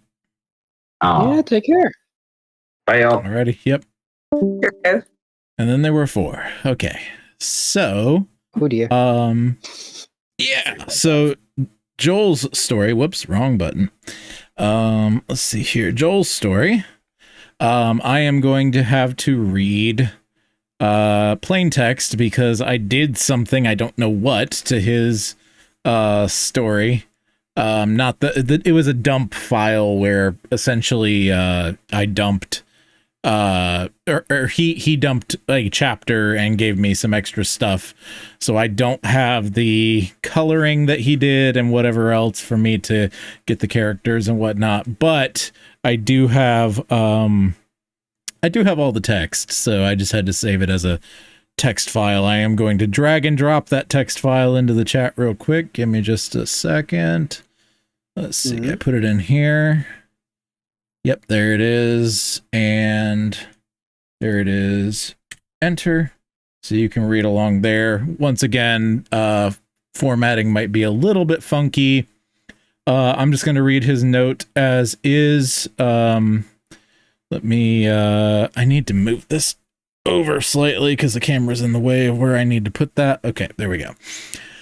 Hello, Brood. This chapter is following Zoe as she and the others are taking Fox to a room to sleep and recover. For those who don't remember, Kira is the alien captain and Starlet is Fox's adopted daughter. Both are his handlers and responsible for his well-being and care very much for him. Kira has been jealous of Zoe, worried Fox will stay on Earth with her. The implant Starlet secretly implanted in Zoe's brain has been discovered. Starlet's in trouble, but judgment has been put on hold because of the emergency with Fox. And then he gave me some stuff for the characters' voices. So, 42, time to rest.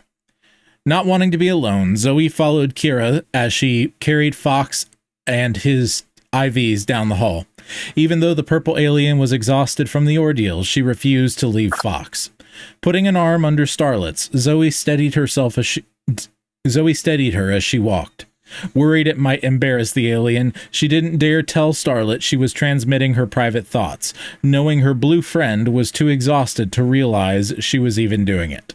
These aliens, by the way, have nanites in their body that allow them to communicate with other people who have the nanites, and another evil alien race has used these nanites to create zombies on Earth and try and invade. So there are good aliens, there are bad aliens, and these nanites are basically allowing people to talk to each other without telepathically.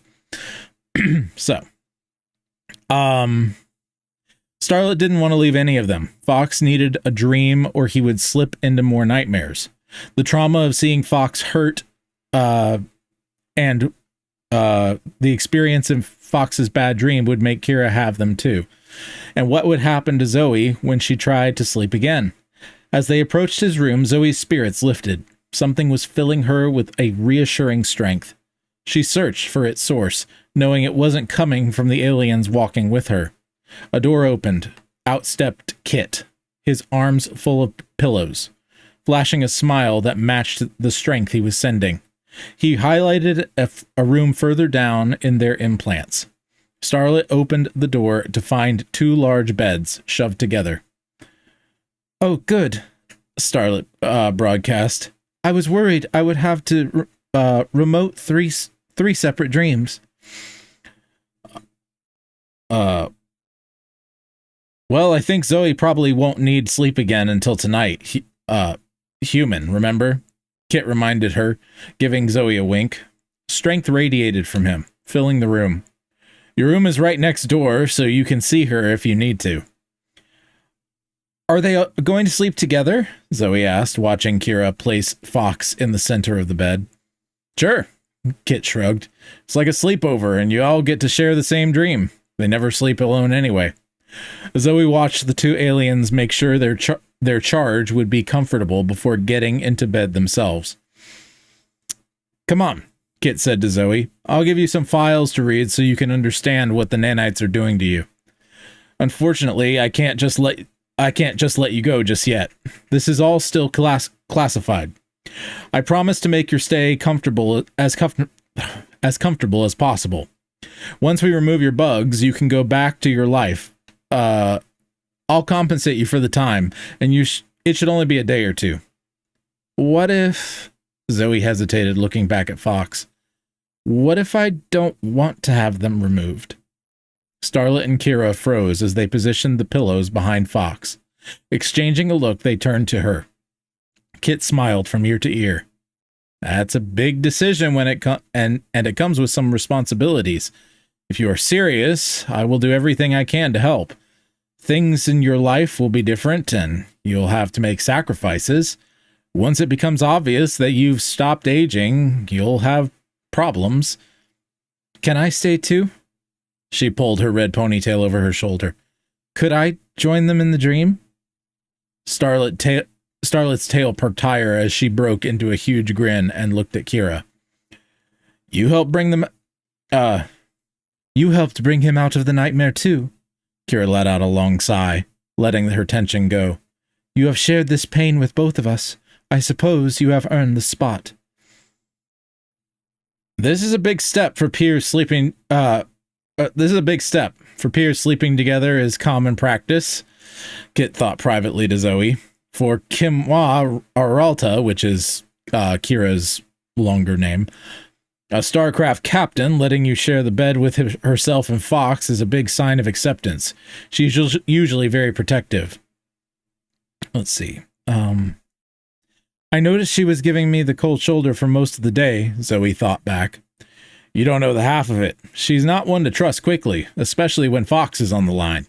In fact, most of the Astari don't. You wouldn't be either if you'd been through what they have been through together. Starlet's big trick was making Kira accept you. Starlet gave Fox's pillow a final fluff before kicking off her boots and climbing in herself. Kira was already pulling the covers over her charge. Come on, Zoe, you can lie next to me, Starlet broadcast, patting the bed.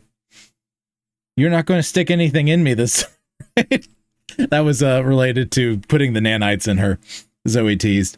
Blue ears turned red as Starlet's eyebrows went up. She stepped back, completely missing the sarcastic tone. I understand that you can no longer trust me. I do not expect you to forgive what I have done. I will give you my place and sit over... That was a joke, Starlet, Zoe said, giving Starlet's nose it should be a playful boop. You have to learn what being a friend means. A confused Starlet blinked as Zoe smiled and shook her head. Just to make sure there was no misunderstanding, Zoe sent the strongest feeling of acceptance she could to Starlet through their connection. The blue alien looked even more confused, but sat down and gave a weak smile. Will I need a handler? Zoe asked Kit through the link. He sighed and shrugged. You may, at least at first, to train you. It depends on what you choose to do. I need to pick a new one, too. So, who will be your next handler? I don't know. I'll have to choose soon. I'm trying out a few on this mission. We'll see. I'm being run by Tabs right now. He seems to be good. He? I got the impression it was a woman's job. Zoe waited to climb in until Kira and Starlet made themselves comfortable. There is no gender specification to the role. There's nothing sexual about the connection. It has a lot more to do with the personalities. My first one was married. They insisted that I share their bed, and when I had bad nightmares. Let's see.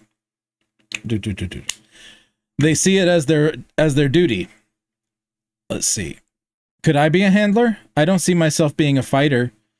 Maybe. There are no human handlers yet. There are lots of other things you could be. We were all picked to be fighters. There have only been 40 humans with any tech up till now. You make number 42. After Hal the other week. He just got med bugs, no implant, but you will have time to, if that's what you decide. There are 43 now, Zoe corrected. Yes, I know about Hope. I pray she makes it, Kit explained. Zakaz told me I was the first female human with, Zakaz told me I was the first female human with them. You are. There's going to be a lot of firsts, and things are going to need sorting out soon. You may have a lot of women asking you about how it works. That link she put in you may be a huge blessing. She gave you a way to learn super quickly. You're going to need that if you choose to follow this path. He gave her shoulder a squeeze. Then spread the blanket over each of them. Go to sleep now. I know you have a lot of questions, and having a human to ask may be comforting. You have some big decisions to make. I need to get back to the battle, but I'll make sure we have a chance to talk tomorrow before you need to make any.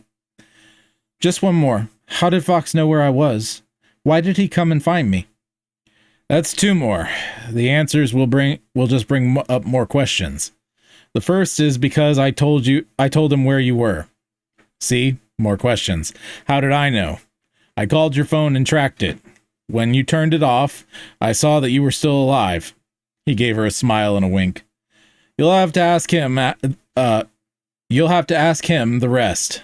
That is not my secret to tell. Good night, ladies. Sweet dreams. Taking a deep breath of Starlet's alien flowers-scented fur, Zoe gave herself over to the warm feelings being transmitted. She thought of what he had said about Fox.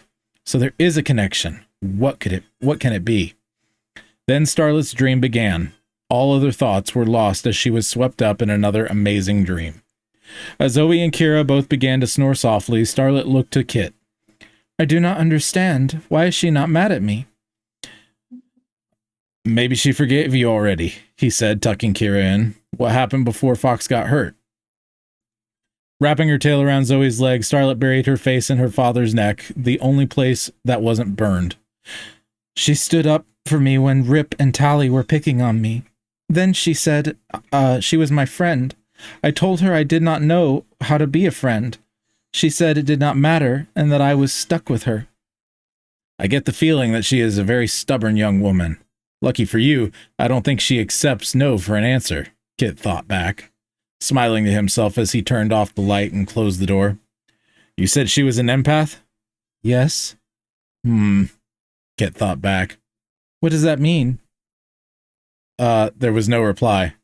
Kit, what does that mean? Starlet broadcast stronger. She must have noticed Fox wasn't the only one who needed someone, Kit replied from down the hall. Okay, quick note for the Brood. Zell was the Astari who was talking to Kit at the end of the last read about not being able to sleep because she can't stop thinking of Samantha's death. He said, I have something to show you. Note for me, and then we got these two characters, Astari female, nervous young, and older male, concerned caring. Okay. Zell stopped where she saw the volleyball game. It puzzled her because it had been the only living thing she had seen since she appeared on the beach, other than the funny black and white bird that had delivered her drink. Taking a sip, she squished her toes in the sand. The sun and breeze were pleasant, and the sound of the waves was relaxing. Is this a different one? You know what? I am gonna cap it there, I think. Joel, if I screwed up on capping it there, sorry. But I'm going to cap it there for this time and read the next one next time. Just because we are getting late and we've shared a bunch of stuff. So, thoughts for Joel on this one? Very interesting story, I must say. The setting definitely captivates me. Yeah, they've mostly finished the invasion arc, and Fox got seriously burned. Fox is a human soldier who is a lot older than a lot of the other humans, and because of the nanites hasn't aged. He has history with both Starlet and Zoe, the human female. And I won't go any further than that right now, but basically we have talked about it some, but anyway. Yeah, basically they're healing Fox right now. Some of the joking, I think, was a little much in regard to the situation, but it was definitely clear it was healing like this whole time. Outside of that, I didn't have a whole lot. What did you guys think?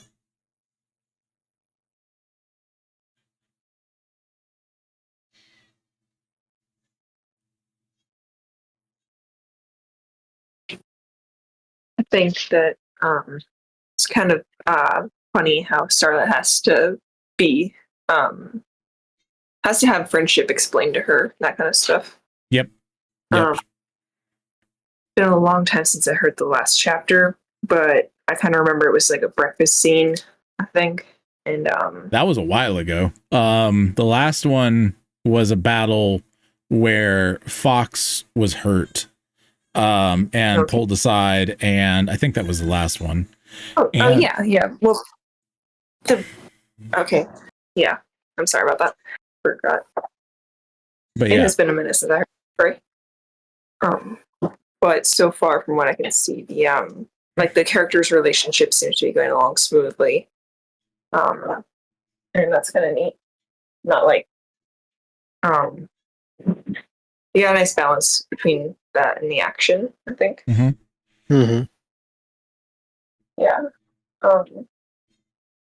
Some of the stuff I still don't quite understand, but I think that's because I have to go back and listen to older chapters. I kind of landed in the middle of this one. Yeah, I hear you there. I think that the thing that strikes me on this one in particular is a lot of the stuff that is deeper connected to Zoe. There are some things there with Fox and Zoe that are probably going to be talked about in later chapters.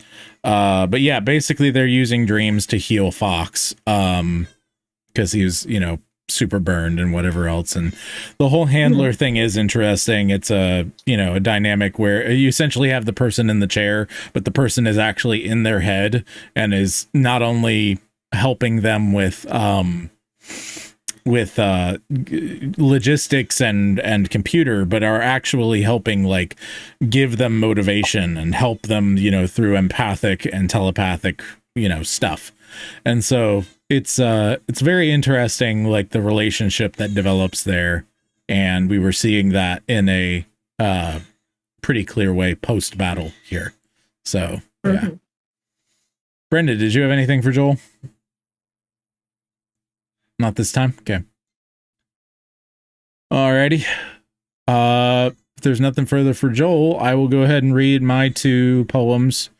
I'm going to read two from Idiot's Guide to Illegal Tech Repair, because I have started writing it again, and I'm way further than this as far as getting there, but let me actually send the new lyricanium to you guys. So I created my my own website. situation, and this is a reader of all my poetry. So to get there, the easiest way is to click, after you get to this page, go to the file menu in the upper left there, and there's a little search poems. If you search for the word diners, you'll get diners in space. You'll click that and we'll be on the page so you can read along. If you need me to pause for a second so you can get there, that's fine. The lines are actually going to be, as I work through this, you'll see that the poetry is actually marked with what rhymes with each other as you go, and there's also other little nice things that help read better. Eventually I'll have it so I can link to it directly to a poem, but I don't have it that far yet. Anyway, so we'll start with 1, diners in space, and then we will continue past that and scroll down further and read idiot dope. So those are the 2 I'll be reading. There were few diners in that corner of space, but Blaze Halleck knew just the place. It had been a long trip through the darkness there, but he and Pandora were both prepared. Pandora, you ask? Why, she was his friend, and they would be together until the end. Their beat-up space barge was on its last legs, and they thought they could trade it in for some eggs. So they went together to Diner South to rest their aching bones and feed their hungry mouths. Their rickety vessel docked in Bay A and creaked as they walked in the entranceway. They sat at the bar and negotiated for snacks. Pandora stretched her arms and began to relax, but just as she did, she and her partner were approached by a dark-skinned woman with a cloak and a brooch. Am I in the presence of Pandora and Blaze, ITR techs from the Sylvani Trace? Depends on who's asking. And if you got money, please, you two, you're not even funny. My name is Amanda, and I'm building a crew, and you two have written, we don't know what to do, all over your faces and over your hearts. Well, we might, but what's your offer to start? ITR is a basic operation. You go to planets within the Federation that have equipment that for some reason may be outdated or illegal, and you fix it, you see? Why are you explaining our job to us? We've been doing it forever. My point is that you need support, the kind that can't be severed. I've seen your vessel, the one in Bay A. I can't believe that's how you live. I have a ship, and I have a crew, and support's what we're willing to give. You cut us in on what you make, and we'll fly you anywhere, from Saturn in this system to the Sylvani Trace, Videntia, and everywhere. Ooh, Blaze, this sounds perfect. I've only one caveat. Pandora and I have our privacy inside your ship in our designated spot. Of course, she exclaimed. You'll have your own quarters. I wouldn't have it any other way. We leave at 0500 from Bay E, and when you get there, you'll get advanced pay. That's the end of Diners in Space. If you scroll through, you'll get to Idiot Dope. It has kind of a magnetic scroll function if you're on there. All right. 2, Idiot Dope. Later on down in Bay E, Pandora and Blaze were where they should be, waiting around for Amanda and crew to tell them both what next to do. The hangar with people of all kinds bustled. Chitrans, Acklins, and Terrans all hustled. But soon Galactic Rangers began to skulk. This is not good. Seriously? Gulp? Galactic Rangers were like the police force of that age, but cunning and brutal. One wouldn't engage. Instead, run away would be the only way. But Blaze and Pandora had no way out of the bay. Just then, one turned and walked right up to the two. I'm looking for Amanda Canine and her crew. We believe they're here recruiting illegal activity. Really, officer? I wonder who that'd be.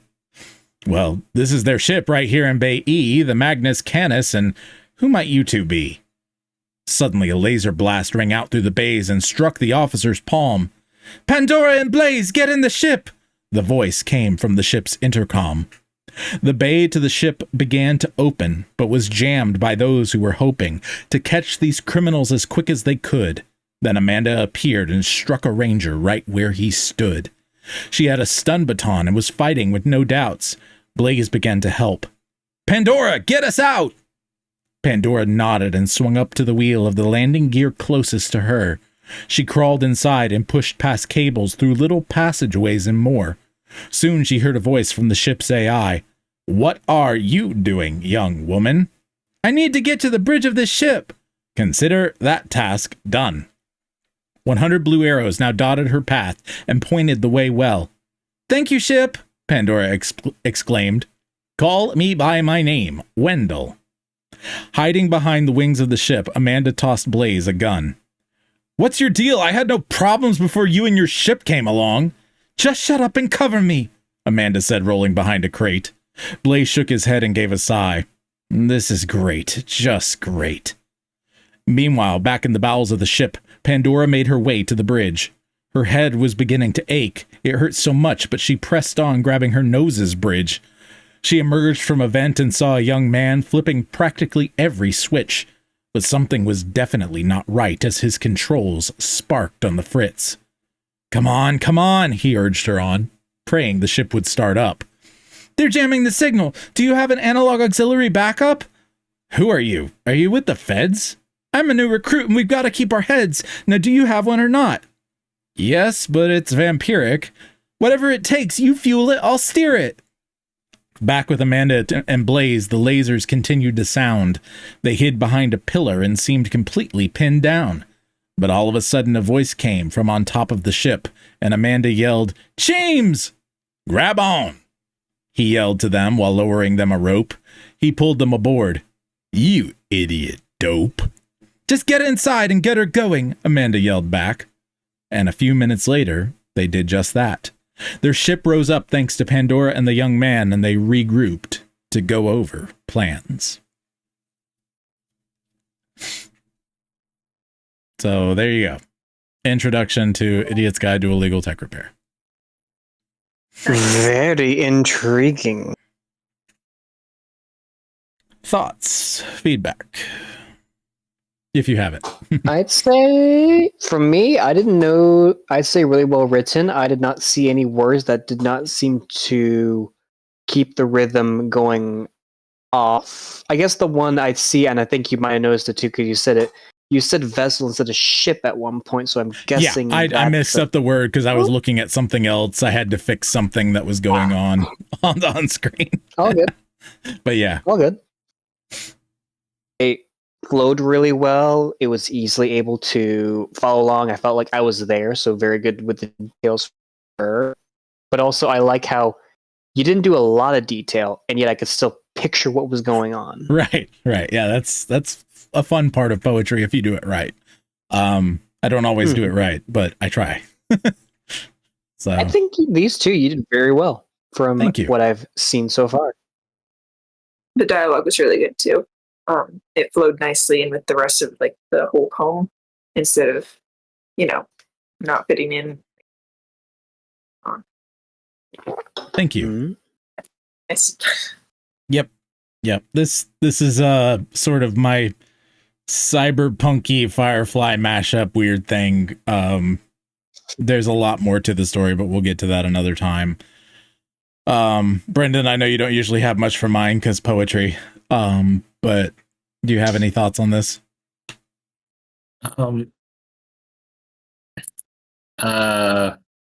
Good. I want to say in medias res, but good way to jump in and on action, I guess. Yeah. It's good action. Yeah, so I really far. wanted to jump in fast with this one, especially compared to some of my others that have more dramatic openings. I really do feel like these, when I go back and I read the first four in particular, I think it's probably the best four in a row I've ever written that actually like work together and kind of give a whole overture to the whole thing. Kind of setting everything up that we get into. It's very economical, and I'm very, very pleased with that. So, Yeah, you have a tendency to focus on characters, and there's nothing wrong with that. Mm-hmm. I just, between one, you're doing poetry, not just standard like writing prose, and two, I am man. I like see things fight. Yes, me like clash. Yes, it's like characters talking for 10,000 years. Right. Like the man wants some like action. if I wanted to have Jane Austen in poetry form, I'd plug in a book into a. I don't know. He's talking about my poetry in general, not this one, Ethan. Not this specific one. Yeah. No. This one's good. I say good. I mean, they're all good, but I'm just saying that, like, I don't know. I like this one better than others because of the whole being able to actually be in the action like much sooner. Yes. Abby? Yeah. I was going to say there's not a lot of like diner atmosphere in the first one, but also if you're trying to get into the action a little quicker, the sparse details are probably better. Yeah. I felt like just saying diner and just kind of making it with the few things that I'm saying diner south. To me, it's Waffle House in space. It's just like it's so what's the term? Unremarkable that it doesn't need a lot of atmosphere. That's the way I thought of it in my head. That's why it's diner south specifically, is like Waffle House in space. Yeah. Waffle House in space sounds dangerous. Right. So, really briefly, I guess I can set this much up. The whole ITR thing, she Amanda gave the very brief thing, and they were quipping about it back and forth. But in this world, basically, you're thinking 500 to 700 years in the future.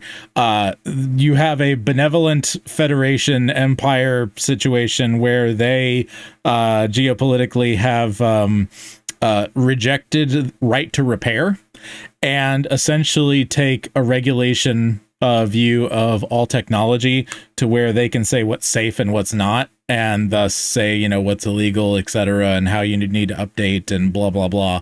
And so this created a black market of people who go to the Outer Rim and fix the combustion engine, even though combustion engines are illegal.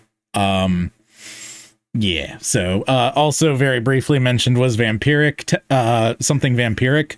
Vampiric tech plays a major part in this. In this world, there's also an evil empire that was forged on the technology to use blood as fuel, not just humans, but all animals, all creatures. And it is like second only to like nuclear power in like the amount of energy you can get out of it. Per amount of blood. And so when she says you fuel it, I'll steer it, she means that like directly. So very illegal in the Federation and the Federation planets and things, but as you'll soon see, but that's what's going on. So I do remember a little bit about like Pandora and Blaze and stuff, but I don't want any spoilers for Ethan. I was just gonna say I like where it's going from what I know. Yes. So, all right. Well, I should probably go ahead and wrap this one as far as the recording goes. We can hang, we can talk if we want. If we want to get going, we can. Either way, but yeah. Is there anything else y'all wanted to say before we sign off for the recording? No. Okay. All right. Really, just very nice to be part of this. Yes, definitely. We're glad to have you, man. Everybody be your family's bard. Do not turn to the right or to the left, and the Lord will be with you wherever you go. We'll see you next time in the trenches on Poets at War. You too can be a part of the brood of writers and poets at war. Just visit joshuadavidling.com/discord to join. If you're a true poetry patriot, you can support us on Substack and Patreon and get the recordings of all of our encouraging and strategic meetings, along with much more. Once again, all links can be found at joshuadavidling.com. Over and out. God of song said